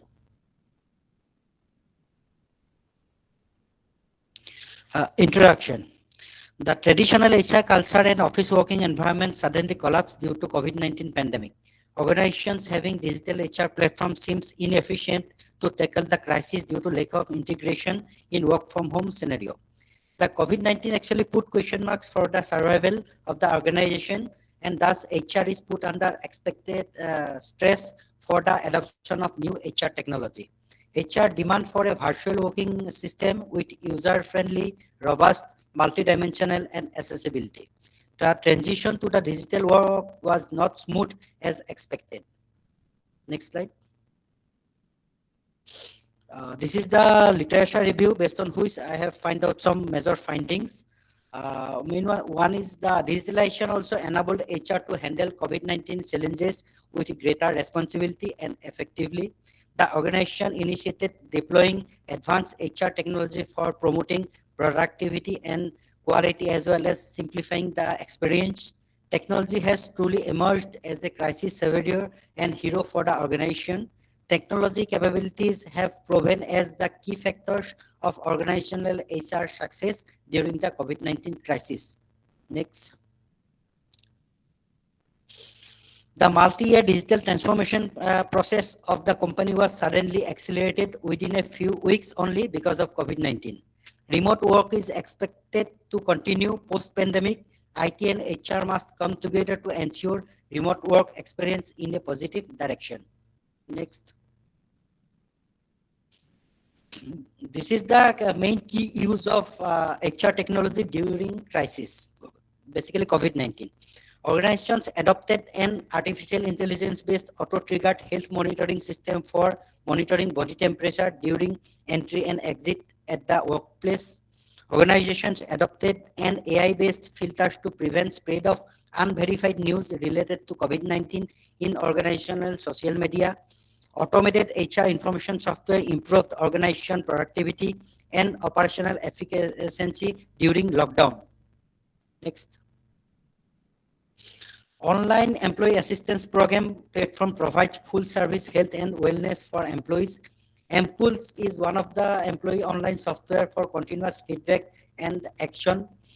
ESS is a software platform over the internet to connect all employees in an organization to access at their leisure and convenience.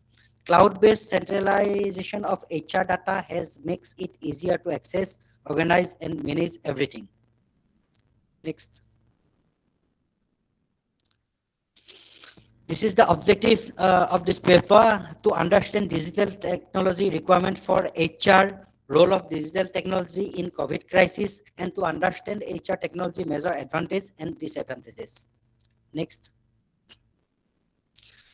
Methodology. The paper is purely based on the secondary source of data as well as tertiary source of data. Next. This is the key findings based on the literature reviews. One is the cloud-based system. It reduces human errors, in-person document handling, save time and money, flexible and easier to edit or update from any place. Employee self-service portal, it is high tax efficiency, more transparency, leads to morale boosting, real-time data entry and update, etc. Manager self-service portal, line manager feels as a burden on them to execute HR-related tasks. Next. Artificial intelligence. Some HR managers and employees are still not comfortable with artificial technology or don't have an understanding of how AI works, which is natural and will take time to unanimous acceptance, rigid standards and privacy protocols. IT keeps private and important data leakage and hacking possibilities, which required to make foolproof against such act. Next. This is the recommendations based on the literature reviews. Should adopt all cloud-based data storage and access system for access at any time from any locations. Should increase work from home options and capabilities even after post-crisis by providing all necessary infrastructure, support and system.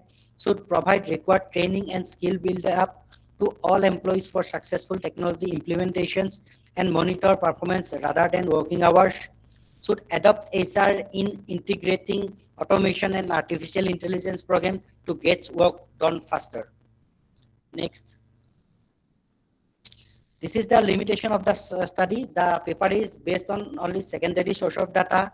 The study is very preliminary and limited to COVID-19 crisis only. And this paper is not targeted to any kind of organization or region. Next. This is the future scope of study.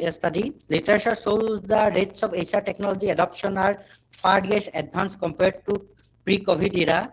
There are many scopes for future research in advantage and disadvantage of adoption HR technology in hurry, best suitable technology based on organization and employee nature, bonding between employee and employer due to remote work scenario based on technology use, challenges and safety factors due to more exposure to the virtual world. Next. This is the conclusions. Most of the HR technologies available today are still organization-centric rather than employee-centric. Humans are social by nature and they used to interact at the workplace with others. So work from home although added advantages for the flexible working environment, but HR should think about the employees' well-being and personal lives when working from home so that technology cannot destroy employee dignity and happiness. Thank you. The rest is my bibliography. Thank you, sir. Thank you so much. Now, I would like to welcome Professor Dr. Pawan Kumar Chugan, sir, and Professor Dr. Neelam Panchal, ma'am, presenting on managing global supply chain, transfer pricing issues and solutions.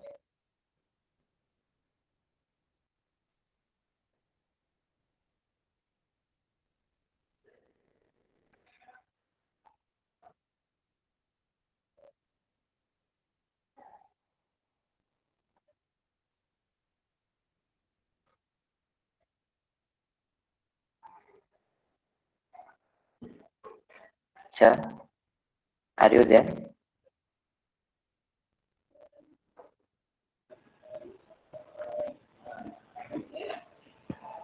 Am I audible?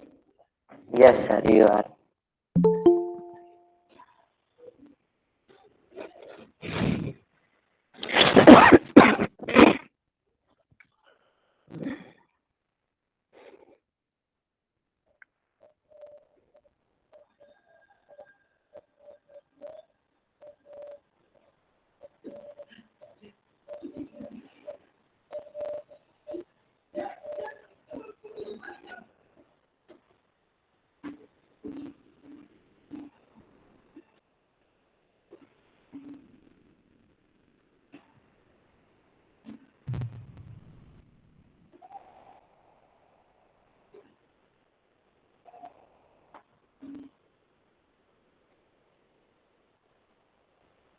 Visible? Yes, sir, it is. Okay.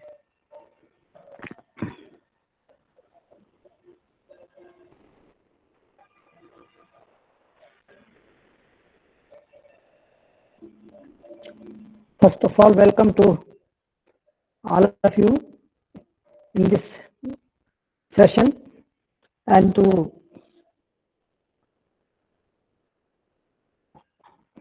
know about my topic today's, which is managing global supply chain.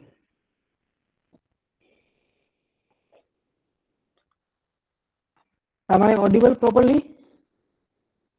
Yes, sir, you are. Actually, as you know that I am down with the COVID and running the fever about इस time so का बुखार है मुझे, जरा आवाज clear नहीं है, so I will not be taking too long time. I will just take couple of slides from my full presentation.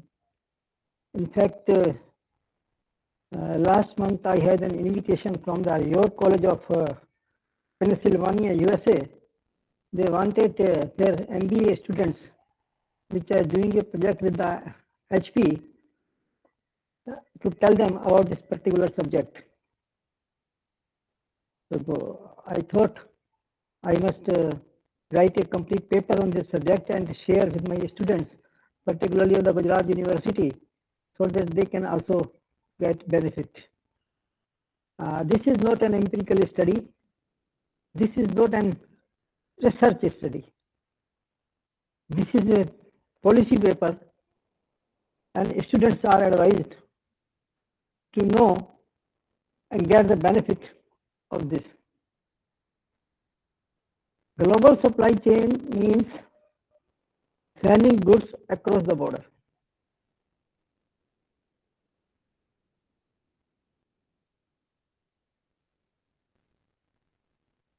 First of all, let's talk about supply chain. You can see this figure. There are 6 drivers here for the supply chain. Whether it is a global supply chain or if it is a local supply chain, these are facilities, inventory, transportation, information, sourcing, and pricing. With the interaction of these 6 drivers, a striking balance is made between efficiency and responsiveness, so that strategic fit is achieved. Among these 6 drivers, today's topic is we talking about only one driver, which is of the pricing. What is the role of pricing in achieving the strategic fit? Pricing plays a very important role. It is used as a tool or a lever. So you can see here, out of the 6 drivers, we have taken only one driver. This is the pricing.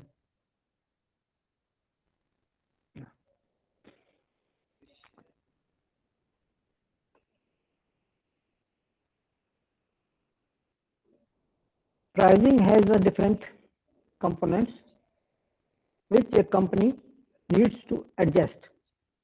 In this table, you have the category 1 and category 2. Category 1 includes like economies of scale, average low pricing, fixed prices versus menu pricing, Incoterms, etc., which is normally used by almost all the companies who are involved in the supply chain. But there are some companies who are involved in the supply chain globally, and when they are dealing with their business with the sister concern. So when the sister concerns, that means related companies, export or import tangible or intangibles of their products, at what prices they are doing this business, these prices are not the market driven prices. These prices are known as the transfer pricing. So in the category 2 pricing, we have the following components: transfer pricing, arm's length pricing, abuse of transfer pricing, advanced pricing agreement, and safe harbor rules. Now, first of all, transfer pricing, as I explained, it is only when there is a trade between the related companies. Prices are not the market driven prices, they are arbitrary prices on which the transaction take place.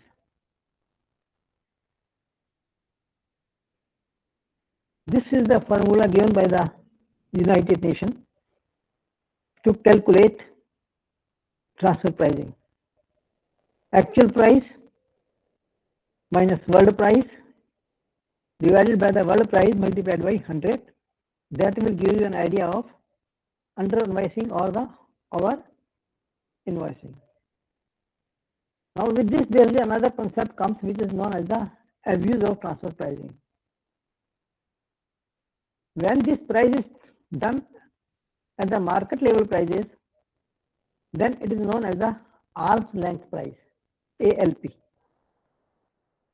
This is the definition of the ALP, arm's length price, which means the transaction has been done between the related prices as if they are not related.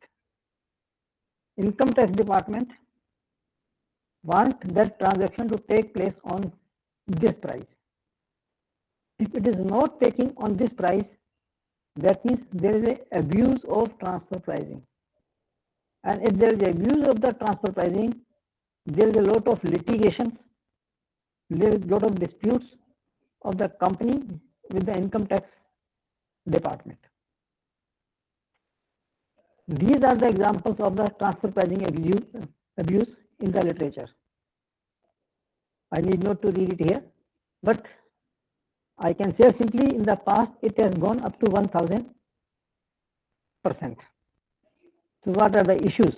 The issues is dispute between the multinational companies and the taxation department. Now what are the solutions? If you want to do business without having disputes with taxation department for supplying your products, tangible, intangibles, with your sister concerns with your related companies, you have the following things. Number 1, introduction of the transfer pricing rule and its updation regularly. Number 2, advanced pricing arrangement and safe harbor rules. Number 3, if you don't want to go that, strictly follow the ALP system, that means arm's length pricing system. And 4th, create awareness about the concepts so that companies can get the required manpower. So what I am doing today is the 4th, that's creating the awareness. APA, what is APA? In simple word, APA is Advanced Pricing Agreement, under which representative of the multinational companies can sit across the table with the taxation department, and in advance they will decide at what conditions future trade will take place. Prices will be calculated future so that there is no dispute. On the face of it looks very simple, but procedure is very complicated. It may take long time. There are two kinds of the APA, unilateral and APA, unilateral and multilateral or bilateral. When there are two parties, multinational company and taxation department, it is APA, unilateral APA. When another country is involved, then it is bilateral. This is the Indian scenario. Transfer pricing rules were introduced in 2001, effectively implemented in 2003. AP system introduced on 1st July 2012. Response has been very encouraging, and you can see as on March 19, 1,150 applications of AP has been received, out of which 240 unilateral and 31 bilateral.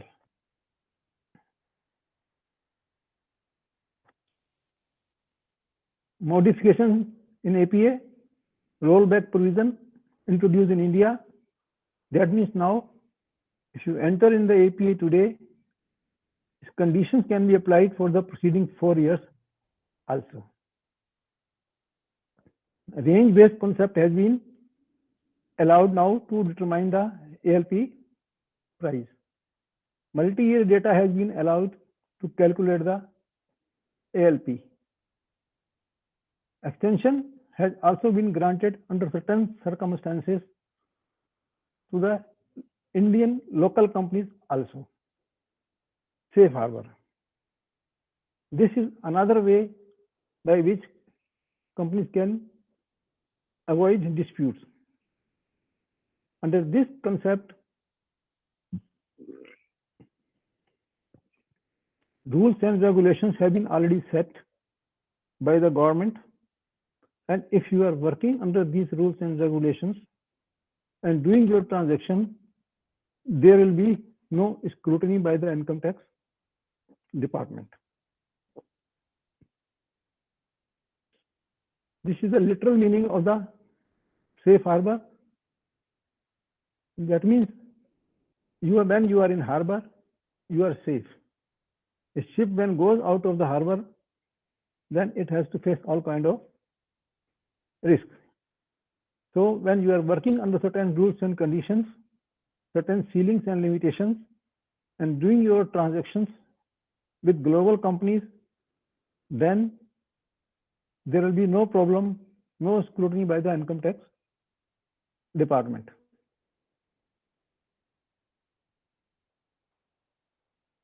Now, sum up.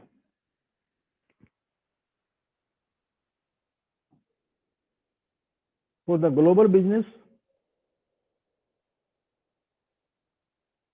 when you are exporting your goods, tangible or intangibles, to your related companies, there are always chances, 99% chances that you will have the dispute with the income tax department. What is the solution? Go for the APA or safe harbor rules to the extent possible. Whether you want to go for the APA or safe harbor, you have to decide. A cost-benefit approach can be taken into consideration. If safe harbor rules are not available for the particular item that you are doing, you are left with only APA. If neither APA nor safe harbor, then always go for the ALP system with documentary evidence.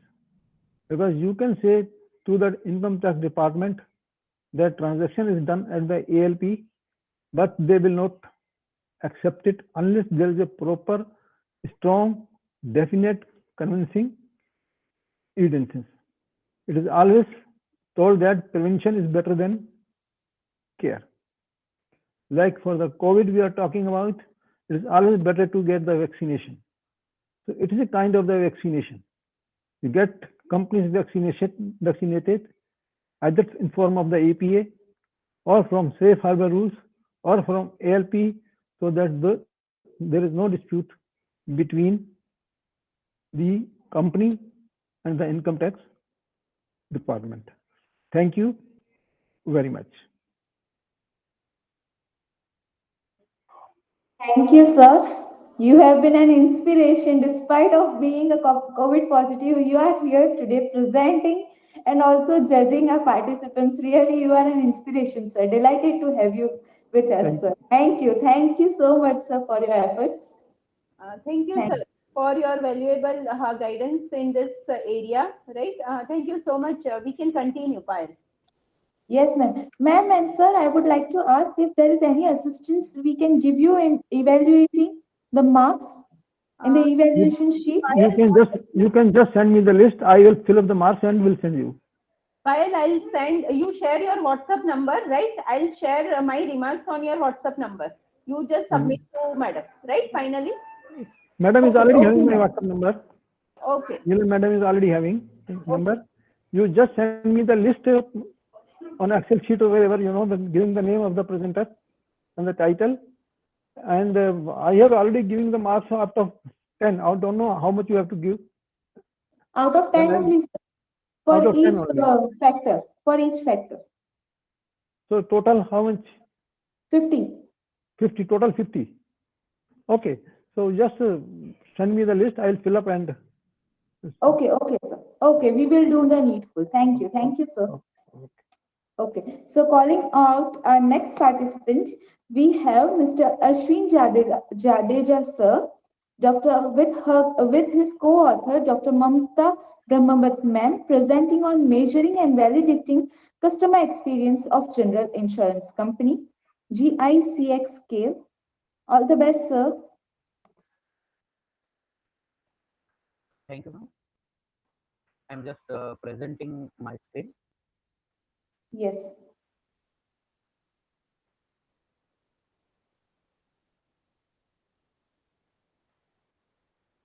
Chugan, sir, you can stop presenting.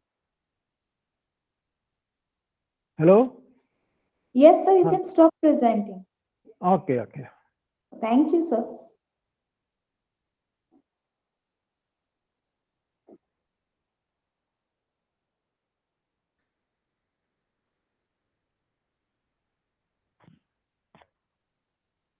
Where my visible? No, sir, it's not visible. It was visible before. Just try it once again. Yeah, sir, it's visible now. Okay. Good evening, all. Myself Ashwin Jadeja, and on behalf of my co-author also, I am presenting on measuring and validating customer experience of general insurance industry, that is GICX scale. In today's session, we are discussing over here two aspects. One is the customer experience, and second, that is the industry specific, that is the general insurance company. So before moving further, we are talking about the insurance industry in India. Like if we see that in a recent past, Indian insurance industry has changed drastically. If we talk about Kal Aaj or Kal of insurance industry, then traditionally this industry has dominated by the PSUs. We can say the state-owned companies. Before 2000, before implementation of IRDA, there are only public players who are dominating in this sector. But after 2000, due to the government policy and establishment of IRDA, now the game has been changed. Now many private players are also introduced in this market. Before we have only standardized products are there. Traditionally, it says that insurance कोई खरीदता नहीं है, उसे बेचना पड़ता है. And majority the agents they are pushing these products to the customers, and they sell has been taken place. But nowadays, due to changing the technological aspect, Sir, sorry to interrupt you, but sir, your voice is breaking, I guess. Wait a minute, ma'am. Yes. Now sir. it is clearly audible, ma'am.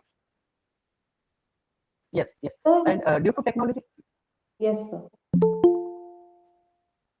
Due to technological advancement, this we can say that many new innovative products are also there in the market, and also the demographic aspects of Indian is also changed. Majority of demographic people now the youth, and they are very well aware about the different insurance products, and due to that, there is, we can say now, it is the power of this industry has been shifted towards the customers.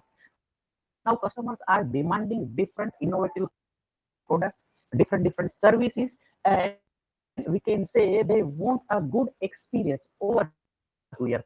That this customer experience plays the important role in now phase. And we talk about the futures of this industry, then slowly this industry is dominated by the, we can say, the technology driven, big data analysis, machine learning, AI based. Sir, sir, your voice is still breaking, sir. Sorry to interrupt you, sir. Okay, just a minute. You can try to rejoin, sir. Okay, just wait a minute. Yes, sir. Thank you.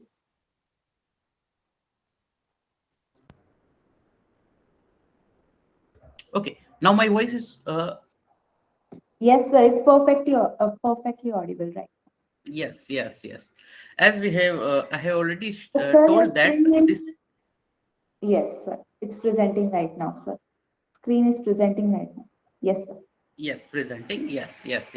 And this is the we can say the overall contours of this industry is that previously it is we can say that traditional methods. Now it is customer driven, and future is all about the technological aspects.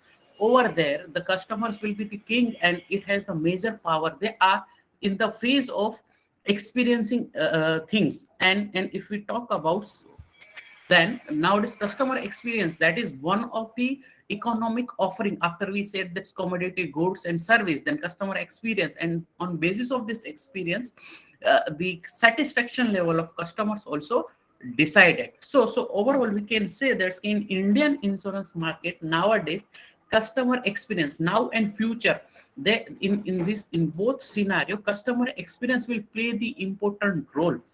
If we say that's what is the customer experience, though it is the sum of all perception, feelings which is arise while they are interact with the business activities, pre, during and post purchase facilities. So if we go through the literature, then we come up that in the field of customer experience, there are many study has been done in tourism industry, there are many study has been done in hospitality industries, some of these studies has been done in online segments, many studies that is done in the different retail industries also are there, banking industries are there. So these are the various industries are there where customer experience studies has been conducted. But best of our knowledge, insurance industry, it is remain untouched till now. So that's why we are saying that this study will try to fill up that particular gaps that I have said why this insurance industry, like insurance, if we say that in insurance the actual product is the your claim. Like we are not purchasing insurance in everyday life, but when we are taking it, particularly in general insurance industry, where our motor insurance, we are talking about health insurance, personal accident insurance, over there it is yearly contracts. We have to continuously connect with intermediaries or companies. So that's why it is needed in these segments. And we can say, if we say that's the market penetration of insurance, general insurance industry in India, that is right now it is last financial years it was 0.79 percentage of market penetration, and in last 4 to 5 years it is increased. Like in 2014 it was 0.74 percentage, so it has increased approximately 25% in research past. So it says that there is a huge potential markets are there. Then we have say that general insurance industry, that is it's just like a retail product. We can say that's retail products like health insurance, motor insurance, which is compulsory in India, personal accidents, home insurance, etc. So overall, this study tries to measures and validate the customer experience scale, that is GICX. So for scale development process, we have adopted this Hinkin, that Hinkin process 7 steps, which is the crux of the well-known scale development process, which is given by the various researchers. And this is the 7 steps process. In the first steps, we have identified various different aspects related to customer experience, which are the thematic analysis of the existing literature. And on basis of that, first we have identified prepared the 66 items, and initially we have scrutinized it, and through the scrutinize we found that 4 items they are overlaps, that was removed in the first steps. Okay, and for the base we have taken this are the several factors, or we can say the themes. On basis of that, this literature has been identified. In second steps, all 62 remain items has been evaluated through different industry person in insurance industry, that is divisional manager, which are in scale 3. They have evaluated 62 items, and they have removed further 15 items. And second, purification has been done by the academician, 5 assistant professors. They have evaluated remaining items, and they conclude that 9 items should be removed due to clarity, and then remaining items like industry expert has already scrutinized, academician has already scrutinized it, and then remaining item has been evaluated through 20 management study, which is suggested by Lean and his author in 2009. On that, they have removed further 9 items. Now, at the end of the second steps, we have remained with 29 items. Now, on basis of the 29 items, we have prepared the questionnaire. We have used 5-point Likert scale, which is widely used in the social science. Then the second question is related to sample size in psychometric analysis, or you can say this study survey. That's item to response ratio has been suggested by the various researchers, that is 1:4 or 1:10. We have 29 items, so ideal 290 sample size would be enough for this study, but we have gone with the 385. That is due to the statistical we can say the correction, that is unknown population parameters with us, and for this empirical rule we goes with the 385. Collected data first has been analyzed through exploratory factor analysis, and this result has been evaluated on 3 parameters, that is commonality, cross loading, and factor loading. And out of this result, 6 items were removed, which are not matching the standards. Again, EFA was run, that KMO and Bartlett states provided that it's 0.190, which is above 0.50. Bartlett's test of parity, that is 0.00, that is statistically significant. And this 23 item has come up with 5 factors, and these are the 5 factors which is already this service space, process, product, service, human interaction, and brand trust. Now this EFA has been tested with the confirmatory factor analysis. Initially it is evaluated that all factor loadings they are above 0.7, that is the criteria. Then this model has been run in AMOS, and this model fit evaluated on different benchmark, and it is concluded that it is provide the appropriate model fit. Next step, that is step 5th, we talk about the internal consistency, that is the reliability. Cronweg alpha was used, and all parameter has the 0.7 and above fit. Next is the validity. In the validity, this convergent validity and discriminant validity has been evaluated. AVE has been used to for the convergent validity, and this discriminant validity, that is the in which square root of AVE has been compared with the factor correlation, and it concludes that this suggested model has the validity also. And last steps, that is the replication of the study. In this process, this tested scale again tested with a new data set. In this process, we have added 1 factor, that is the customer satisfaction, measured with the 3 items to check the we can say the replicability of the proposed scale. And we have used 520 respondents. They were the retail customers like health, motor, home insurance. Okay, these are the demographic characteristics of that. This is the proposed model. All reliability and validity, they are fit for the second order CX construct. And this is the path model, which conclude that the customer experience has the positive impact, that is 0.475 on satisfaction. This is the model fit. we conclude that this proposed model is again for the new data sets also. The proposed model is fitted. This is the discussion and implication. The study proposed 23 items scale, which has the 5 dimension. One is the service-based experience. Second is the process experience. Third is the service and product experience. Fourth is the human interaction. And fifth is the brand trust. Out of these 5, 2 dimension like brand trust and product and service, these are the main we can say the dimension who contribute major in overall experience. This study conclude that a customer experience has the positive effect on satisfaction. This study has contributed. First is the methodologically, it has adopted the rigorous statistical and methodological contribution to the existing pool of knowledge. Second, to best of our knowledge, no scale available for the general insurance industry to measure the customer experience, and always sector specific scales, they are more useful in the practical when a company want to check the customer experience and related aspects. These are the implications, like a manager of a company can identify important factors through these factors out of 5 dimensions, which dimension is appropriate for particular segments.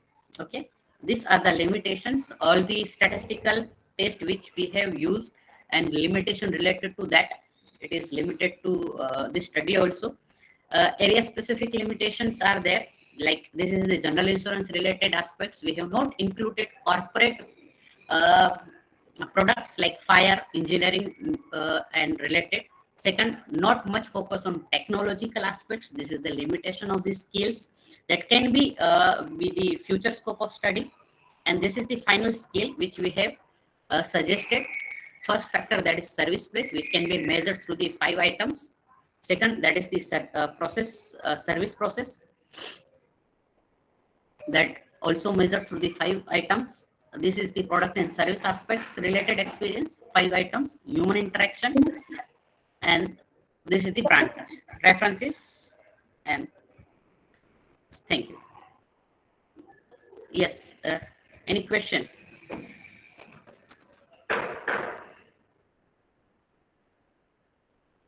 Oh, it's okay from my end.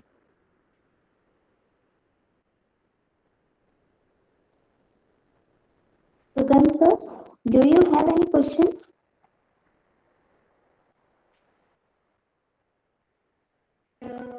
No question. Okay. Thank you, Ashwin sir. We would like to move ahead with our next participant, Ms. Subhashini Sundararaman ma'am, presenting on MPI, Multidimensional Poverty Index, a stark reality of India's poverty. All the best, ma'am.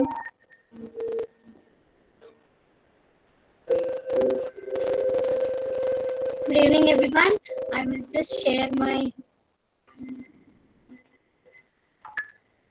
Just a second.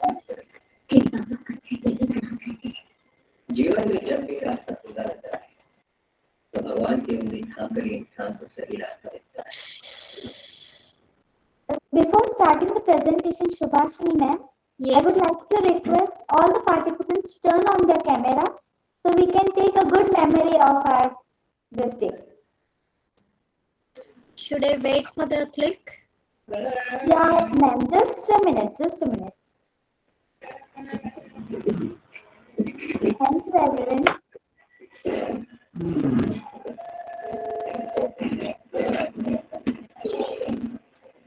Kindly turn on your camera, everyone.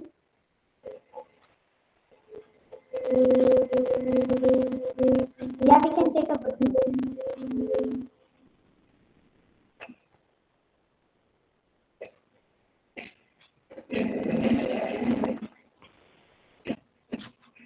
Okay, is it right?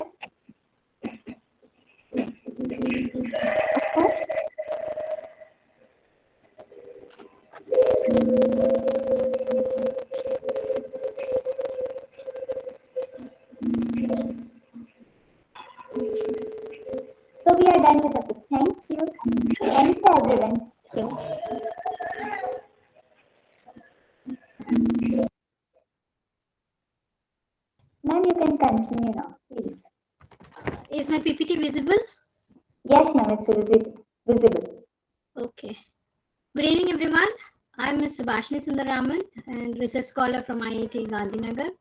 And my title is MPI, Multidimensional Poverty Index, Stark Reality of India's Poverty. Introduction. The Sustainable Development Goals, the SDGs, are also known as the global goals. We have been listening it from morning of this symposium. And I'm concentrating on Sustainable Development Goal 1, one of the 17 Sustainable Development Goals established by UN in 2015, which calls for the end of poverty in all forms. And I'm also going to talk about this Multidimensional Poverty Index, which is being published by the UNDP's Human Development Report Office and tracks deprivation across 3 dimensions and 10 indicators. We'll be dealing with that. I'll be explaining it in the coming slides. And there is also a national MPI, which is aimed at deconstructing the global MPI and creating a globally aligned and customized India MPI for drawing up comprehensive reform action plans with the larger goal of improving India's position in the global MPI rankings. And also, we all know that Indian economy is growing steadily over the last 2 decades. Its growth has been uneven when comparing social groups, economic groups, geographic regions, and rural and urban areas. So despite significant economic progress, which we have been all these 72 years after independence, 1/4 of the India's population earns less than the government specified poverty threshold, which is rupees 32 per day. Approximately, you can say $0.6. According to Global MPI 2021, India's rank is 66 out of 109 countries which they have assessed. This paper is an explanatory research work which delves into the trends and patterns in the existing data, depicting the stark reality of India's poverty threshold in global and interstate comparison. And these are the 17 Sustainable Development Goals all of us know by now. And the first one is the SDG Goal 1 is no poverty, which is one of the 17 SDG goals. And the official wording is no poverty, but the member countries have pledged to have leave no one behind. Underlying the goal is a powerful commitment to leave no one behind and to reach those farthest behind first. So this is what the member countries have pledged to do. So this SDG 1 aims to eradicate every form of extreme poverty, including the lack of food, clean drinking water, and sanitation. So achieving this goal includes finding solution to new threats even caused by climate change and conflict. And SDG 1 focuses not just on people living in poverty, but also on the services people rely on and social policy that either promotes or prevents poverty. So what do you mean by global MPI? This global MPI is Global Multidimensional Poverty Index, which is an international measure of acute multidimensional poverty covering over 100 developing countries, actually more than 100. It complements traditional monetary poverty measures by capturing the acute deprivations in health, education, and living standards. Earlier, the poverty was always related to money matters. When somebody is considered to be poor, it means that they don't have enough money. But now, the global MPI has opened up the venue, showing that it is not only the monetary poverty, it is also the deprivation of health, education, and living standards. So these are the 10 indicators and the 3 dimensions, what you can see here. The first one, health, has 1/3, which constitutes of nutrition as well as child mortality. And under education, we have years of schooling, which has 1/6 weight, and school attendance of 1/6 weight. And under living standards, we have all of these 6, which includes cooking fuel, sanitation, drinking water, electricity, housing, assets. So which means all of this beyond monetary poverty, which will be considered as the multidimensional poverty, which anybody which is who are not having below these weight indices, they will be called as the coming under poverty line. So these are the indicators which also relate to certain SDG areas. It is not only health. If you take the health part, it also is referring to the SDG goal of zero hunger, SDG 2. So like that, all of these indicators are interrelated to one another and also having a reference to all the SDG goals what we have in the global level, right? and I'm moving a little faster. Then global MPI, actually the data what has been given is 1.3 billion people are multidimensionally poor. That means they are poor in more than in all the dimensions whatever has been given. About half, that is 644 million, are children under age 18, which is very, very grave. And nearly 85% live in sub-Saharan Africa or South Asia. More than 67% live in middle-income countries, and periodic reduction in poverty. These are the global data which has been assessed by the global MPI. What is the effect of COVID on this? The COVID-19 pandemic has eroded development progress around the world, and we all know that. And we are still grappling to understand its full impacts. It has exposed the weaknesses in social protection system, education, workers' vulnerability around the world. So these weaknesses are deepest in countries with higher level of multidimensional poverty. So this is where India stands in the global MPI. You can see this is the multidimensional poverty index. We can see it is 0.123 for India. This is our countries. And the head count ratio, it is 27.91. What we have to see here is the multidimensional poverty, what the UNDP has given. So I leave the data, like you can see it later.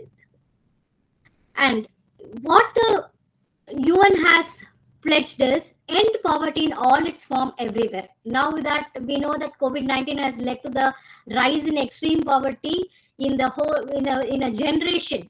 So there are additional 119 to 124 million people were pushed back into extreme poverty in 2020. Just because COVID-19, this many people, additional people have been pushed back into their extreme poverty in this COVID year. So we can see global poverty rate is projected by 7% in 2030. So we are heading on to a grave future, where there is so much of poverty is going to be sustaining there. And missing the target of eradicating poverty. Actually, they had a different target of eradicating poverty by 2025. Now it is not going to happen. Even by 2030, we are going to have a 7% global poverty rate. As far as April 2021, 118 countries reported national, locally disaster risk reduction strategies. They have put on so many strategies, but which is not working because of this COVID-19. And governments worldwide have put in place 1,600 short-term social protection measures, including India. We have so many social protection measures which has been implemented, and they have formulated and implemented after 2020, after this COVID pandemic has attacked us. So no poverty, the SDG 1 can be achieved when the cues from multidimensional poverty index are taken seriously by all stakeholders of the society. And coming to the national MPI, we also have for India, there is an MPI which is nationally assessed. According to global MPI, India's rank is 66 out of 109 countries, we know that. And they are also in line with UN's global MPI. Indian economy also, Indian government also had formulated this national MPI, which will tell about the interstate comparison. Despite significant progress, 1/4 of the national population, as I told you, they are still below rupees 32, which is supposed to be the poverty line. And what was the snapshot in 2012? I'm just comparing the data. In India's poverty profile was this. So many Indians were poor, and 1 in 5 Indians were poor. And we have this Bimaru states, which has always been in the poverty line. Bimaru states are the Bihar, Madhya Pradesh, and Rajasthan and Uttar Pradesh. But after 2010, after even Jharkhand came away from Bihar, still they are poor. And Chhattisgarh was bifurcated from Madhya Pradesh, still they are into this low income state. And surprisingly, Odisha also has joined the line, which has low income state.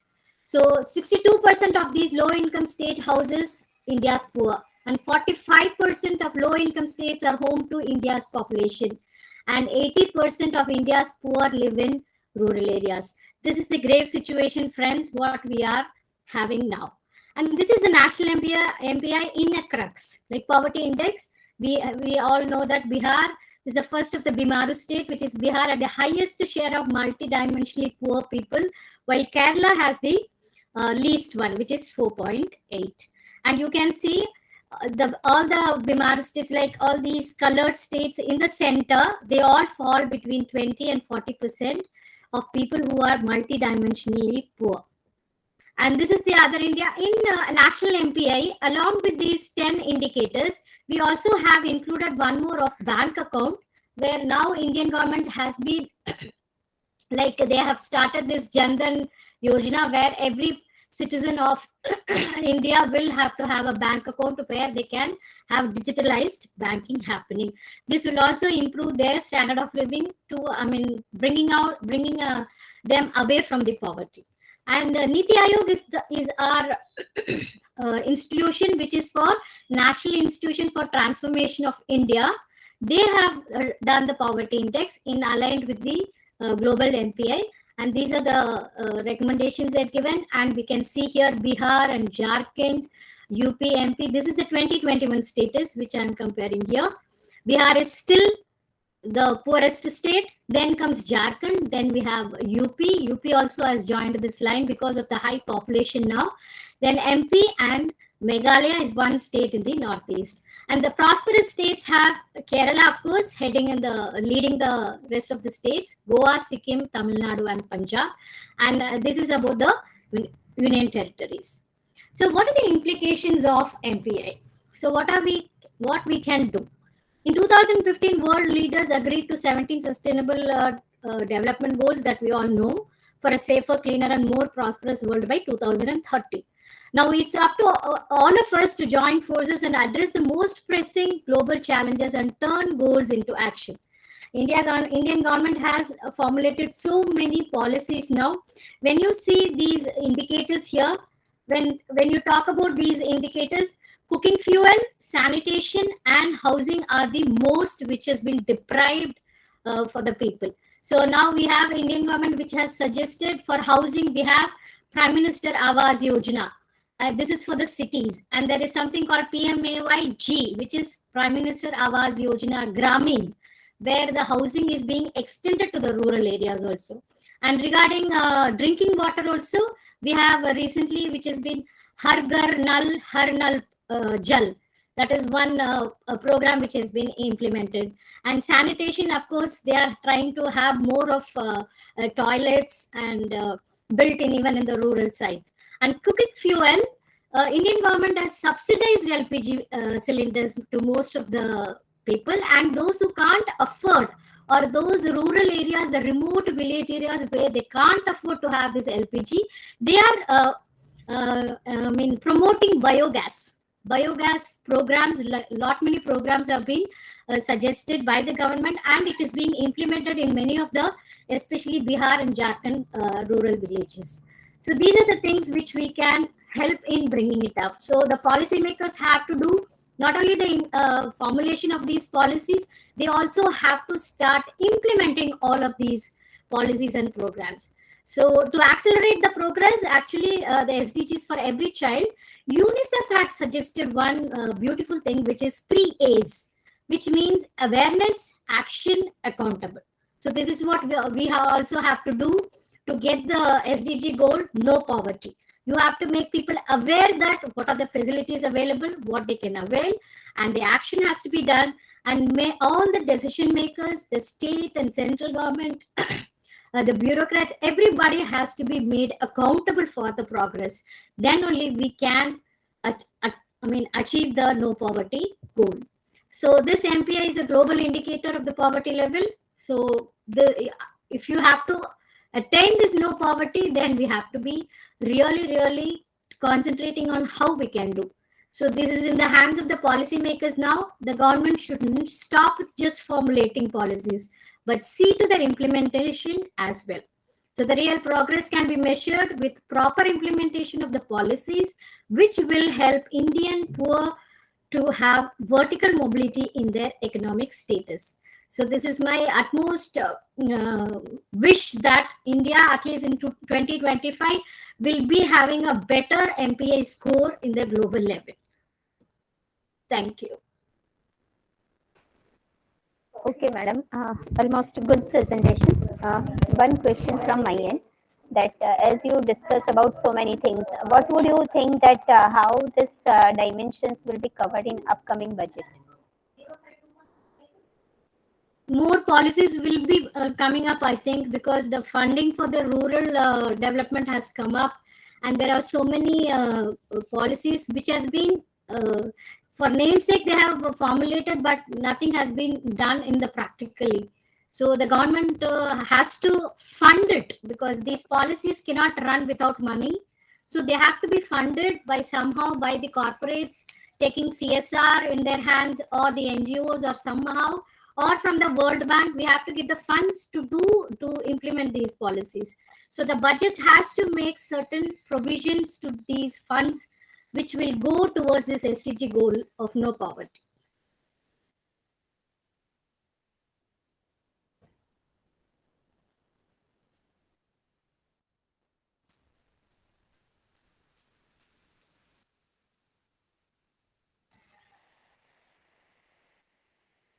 Ma'am? Diesel ma'am? Yes, we can continue. Yes. Okay, ma'am. Before moving to next presenter, I would like to request everyone again to switch on their cameras. As before, everyone didn't switch on the camera, so we couldn't capture properly. Everyone, please turn on your camera.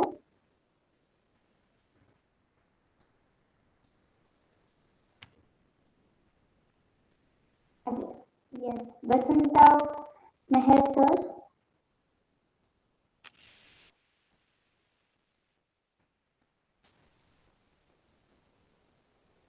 Yeah, coordinators, I would request you also to turn on your camera.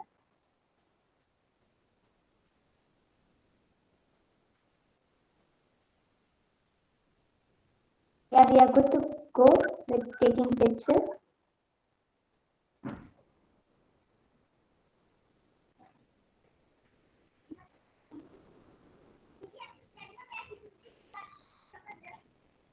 Then, thank you everyone for cooperating. Thank you. Now I would like to call upon our next participant, Modhvadiya Santokh Nogan sir. I guess he is not here, or is he here? I would like to confirm that.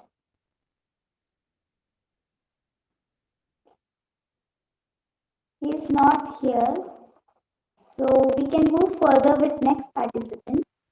That is Dr. Geeta Nema ma'am, and with her co-author Dr. Kavita Kasiyawal ma'am, presenting on efficiency of webinars as an innovative tool for gaining learning experience during COVID-19 pandemic. All the best, ma'am. Thank you, Payal. Good evening, everyone. I am Dr. Geeta Nema with my co-author, Dr. Kavita Kasliwal Kothari. We will be presenting the paper together. So I'll be sharing the screen and request Kavita to start with the presentation. Yes, ma'am.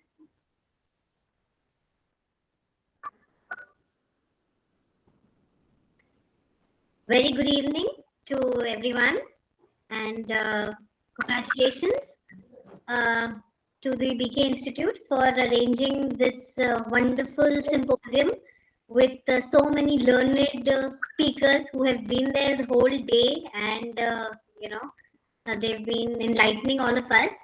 So congratulations to all of you for taking up the show so well. And as I believe, I think we're the last presentation of the day. So without taking too much time, I'd like to start. We are going to be presenting on the efficacy of webinars as an innovative tool for gaining learning experience during the COVID-19 pandemic.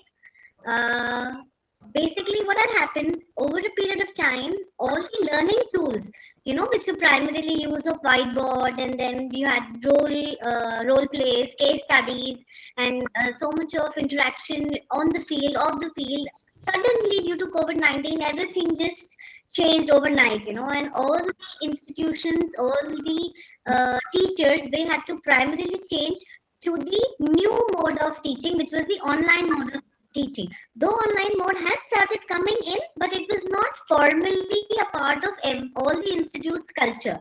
to to teach through them. But then this COVID-19 has, I think, changed the way all of us have been teaching in the institutions, and primarily what we were all forced to use all of these even supporting online courses which were offered by the UGC in the form of UGC Swayam, and then you had these ATEL courses, you had NPTEL, you had MOOCs, you had so on and so forth.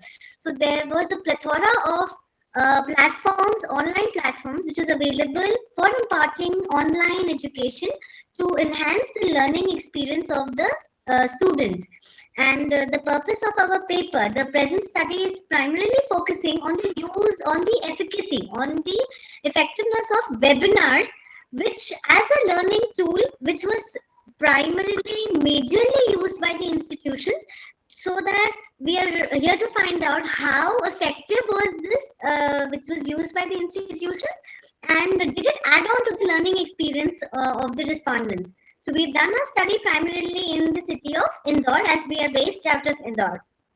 And then coming to the introduction of this, online learning. So online learning, what we found out was that definitely webinars was a great, more efficient tool, and it was adding on to, because of lot of its own benefits that it had, like flexibility. It was giving flexibility to all the people who were participating in the webinar, not only the speaker but also the students. They could attend the webinars from anywhere, from the comfort of their place. They could do it at anywhere, anytime.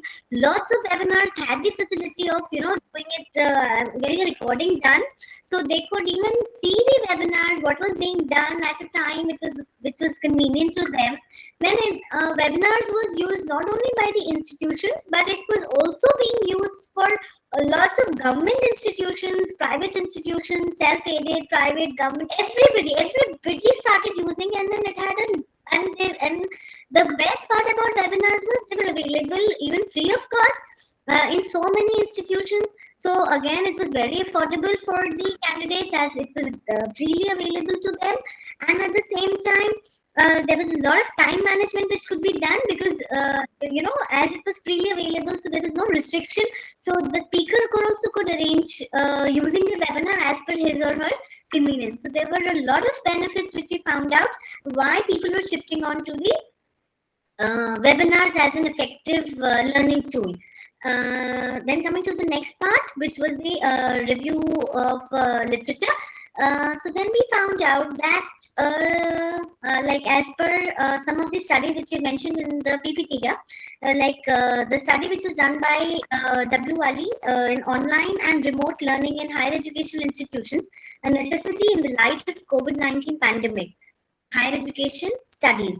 Here, this study stated that the universities worldwide, they were moving more and more towards the e-learning platform, and along with their own resources, it was basically the readiness of the staff which had a very big impact on the effectiveness of the webinars which was used as a tool, the confidence of the speaker while they were using this platform, and accessibility and motivation for the students. These played a very important role in overall making the entire experience of using online learning successful tool for the students. Then there was another study which we had done, which was written by H.R. Amado Salvitra sir, along with Rizaldani and M.M. Chan sir. The paper was The Rise of Webinars, Thousands of Learners Looking for Professional Development, a practical case study, which was written 2020. Here again, it said that there was a lot of motivation which was involved into using these online courses, especially the MOOCs courses, which is available, and it was found that 10 times more people had seen the MOOCs courses during this pandemic. And that is how the entire experience of learning had shifted from just a regular mode towards using all of these. So these were some of the papers we had undergone for writing the review of literature. Now coming to the next part, which is the objectives, I would like to ask Geeta ma'am to continue the presentation, ma'am. Thank you, Kavita, for covering the introduction and literature review part of our research paper. Now, moving ahead with the presentation, then we have formulated some of the objectives that could help us in reaching to the overall title of our study. So basically, there are 4 objectives that we have formulated. Number 1 was to find out awareness of attending webinars among the sample respondents. Second was to understand the impact of demographic variables, including gender, residential background, and qualification in forming students' perception towards attending webinars. Number 3 was to gain an insight into finding the efficacy of webinars as an innovative tool for gaining learning experience during COVID-19 pandemic. And the 4th objective was to understand the sample respondent satisfaction after attending webinars. Now, in order to achieve these 4 objectives, we have formulated certain hypotheses. In all, we have formulated 11 hypotheses. 3 null hypotheses were related to the demographic profile of the respondents, and that were related to gender, residential background, and qualification. And we have tried to find out whether these demographic profiles, they does not affect significantly in forming students' perception towards attending webinars for gaining learning experience. So these were the 3 null hypotheses that were being formulated based on the demographic profile, and these null hypotheses were tested by using a non-parametric test, which is called chi-square test. Now, there were other null hypotheses that we have formulated in order to understand whether the sample respondents have got a good awareness about the webinars, or whether webinars have really resulted in gaining their learning experience in terms of gaining knowledge. So these null hypotheses were tested by using regression analysis. And for this overall data analysis, we have used SPSS data analysis software, that was Statistical Package for Social Sciences. So these were the objectives and hypotheses of the study. Moving ahead with the research methodology part. Now, as we all know that research methodology is nothing but the framework of the entire research. So we have covered the various elements of research methodology in our paper. The first element was research design. Now, as research design is the framework of the market research methods and techniques that are chosen by a researcher. So in the present study, we have used a combination of descriptive and exploratory research design because we have taken the help of primary as well as secondary data. Primary in a sense that we have collected the data from the sample respondents, and secondary in a sense that we have taken the help of literature review, or we can say the studies that have already been done in order to find out the research gap. So this was all about research design. The second element of the research methodology that we have covered is the sampling. Now, a sample is the subset of the population under study. So for the present study, we have taken non-probability convenience sampling technique to choose the sample respondents. Now, this non-probability convenience sampling is a sampling method in which each member of the population has a known chance of being selected. It depends on the convenience of the researcher that for who should be taken as the sample respondents for getting our data fulfilled. So the sampling framework of the study is comprised of 115 college-going students having different demographic profiles, including gender, residential background, and educational qualification in terms of undergraduation and post-graduation from areas across Indore city of Madhya Pradesh. So this covers the second element of research methodology. The third element is the data collection tool. So we have designed a self-structured questionnaire which could help us in achieving the objectives of the study. This questionnaire was basically having 3 components. One was related to the demographic profile. Second was related to the awareness questions, whether the sample respondents are having some awareness about the webinars or what kind of the mode they have used for attending these webinars. And the third part was related to some of the independent variables, or we can say the questions, which ultimately helped us in reaching to the conclusion that whether these webinars have really helped in gaining the knowledge in terms of their learning, increasing their learning experience or not. So this was all about the structured questionnaire that we have designed in order to meet the objectives of the study. Now, this questionnaire was circulated with the help of the Google Doc to 150 respondents based on the convenience of the researchers. And after receiving the response from 150 respondents, the process of data preparation was done, through which the incomplete responses were rejected and only the complete responses were further considered for actual data analysis. So actually, we have done the analysis on 115 respondents, and those responses which we have received in a complete form. The next element, yes. Ma'am, sorry to interrupt, but your 10 minutes for presentation is over, ma'am. Okay, so I'll just wind up fast. The data analysis techniques that we have used includes the reliability, frequency, chi-square, and regression analysis. I'll just show the findings fastly. The findings. I have to, because of certain reasons, I have to leave. I have shared that sheet to you. Okay. Ma'am, I haven't received it. Should I continue, madam? You can continue, madam. Okay, thank you. So the findings and interpretation includes the number one is that the case processing summary, where we have, as I told you, that we have done the actual data analysis on 115 respondents. Then we calculated the reliability of the data, and the value of Cronbach alpha comes out to be 0.867 for a number of items 15 that were considered in the questionnaire. Now, as this value of Cronbach alpha is closer to 1 and more than 0.7, hence the instrument is considered to be reliable to undergo further data analysis. Then, as I told you, we have applied chi-square test in order to test the 3 null hypotheses that were being constructed on the basis of the demographic profile.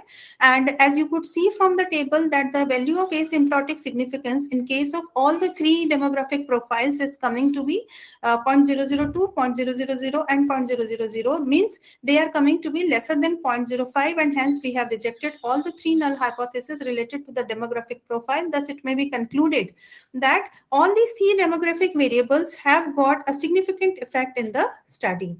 Then in the second part of the questionnaire, there were certain questions that are related to the awareness and part of about the webinar. So the one question was that, did you attend any webinar during lockdown? So out of the all the respondents that we have taken for the analysis, it was observed that 99.1% of the people said that yes, they have got an experience of attending the webinars. Then the most preferred platform for attending the webinar out of Zoom and Google Meet was Google Meet, that was being preferred. Then the purpose of attending the webinars, 80.9% of the people said that they have attended the webinar just for the sake of gaining knowledge. Right, so this is one of the most important findings that we have found out from our study. Then there was one more question that whether webinars are free or charged. So most of the webinars were free that the sample respondents have attended. Then in the next part of the data analysis, we have applied regression analysis, and as you could see from the results of the regression analysis, that the value of R is coming to be 0.813, means 81.3% of the independent variables are affecting our dependent variable, and our dependent variable was whether the webinars are really helping in gaining the knowledge in terms of their learning experience or not. The value of ANOVA table is also showing that the value of significance is coming to be 0.001, which is again lesser than 0.05. Again, we can conclude on this basis that all the independent variables have contributed in forming the dependent variable. The coefficient table, from this coefficient table, we can very well observe that again the significance value of the variables, independent variables that have been considered for regression analysis is coming to be lesser than 0.05. So these independent variables have positively contributed in on the dependent variable, and the dependent variable, as you could see, we have taken that whether these webinars are helping in gaining the knowledge. So this was all about the data analysis part. Now coming to the conclusion part. In times of COVID-19, e-learning technology is becoming increasingly common in education institutes. So webinar is one of those innovative tools through which the education institutes can provide knowledge to their students with the help of different experts. And with this particular aim, we have conducted this particular study. And from the findings of the study, it may be concluded that in educational institutes, webinars are readily available technology. They're the most important part of education. They are effective ways to share knowledge and have many advantages, including economical, effective, convenient to attend, and also results in solving the queries of the respondents immediately, as the respondents get answers to their queries from the experts immediately. The demographic analysis of the respondent shows that the perception towards efficacy of attending the webinar varies with respect to gender, residential background, and qualification. The effect of various independent variables on the aspect that webinars help in gaining knowledge also proved to be positive. The target respondents feel comfortable while attending the webinars. It also results in effective productive utilization of time. Thus, it may be finally concluded that webinar is one of the innovative tools which has a bright future ahead. Even if the COVID gets over, then also people will prefer to attend these webinars rather than going to face-to-face interaction with the experts. So this was all from our side. These are some of the references that we have taken in our study. So thank you very much for your patience listening. And now the house is open for any questions. If you have, you can very well ask. Thank you.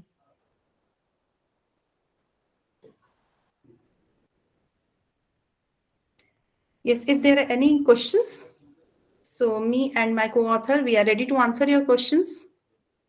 Payal, madam. Ma'am, I guess there are no questions by us, by judges' side. Okay. So thank you very much. Thank you once Thank again you, ma'am. for your patience listening. Thank you. Thank you so much. Thank you, ma'am. Okay. With this, yes, ma'am. With this, we end our paper presentation. It was indeed an enriching session. Every participant participated and presented very well. The results for the paper presentation will be announced after the valedictory session. The link for the schedule is shared with you with all in the mail. Now, I would like to call upon Professor Himanshi ma'am to deliver a vote of thanks. Thank you so much, Payal. Hello, good evening, everyone. Thank you so much for participating as a participant and as a also audience. All the students, all the participants, what an enthusiasm! What enthusiasm! Cheers for yourself. A very good effect of your research in on all everybody's knowledge. Right? Thank you so much for this sharing this knowledgeable peoples and contents. Thank you so much, Pawan Kumar Chugan sir. Thank you so much, Bijal ma'am, for joining us, giving us such a wonderful support for judging this track 3. Again, all the coordinators, well done. Thank you so much. Thank you so much, each and every participant. A very good event we have with the support of yours. Thank you so much. Thank you. Thank you, ma'am. Thank you. I request all the students to join track 1, right? All the BK students join track 1. Thank you, everybody. Thank you. Okay, thank you very much. Thank you, everyone. Have a great day. Okay. Thank you.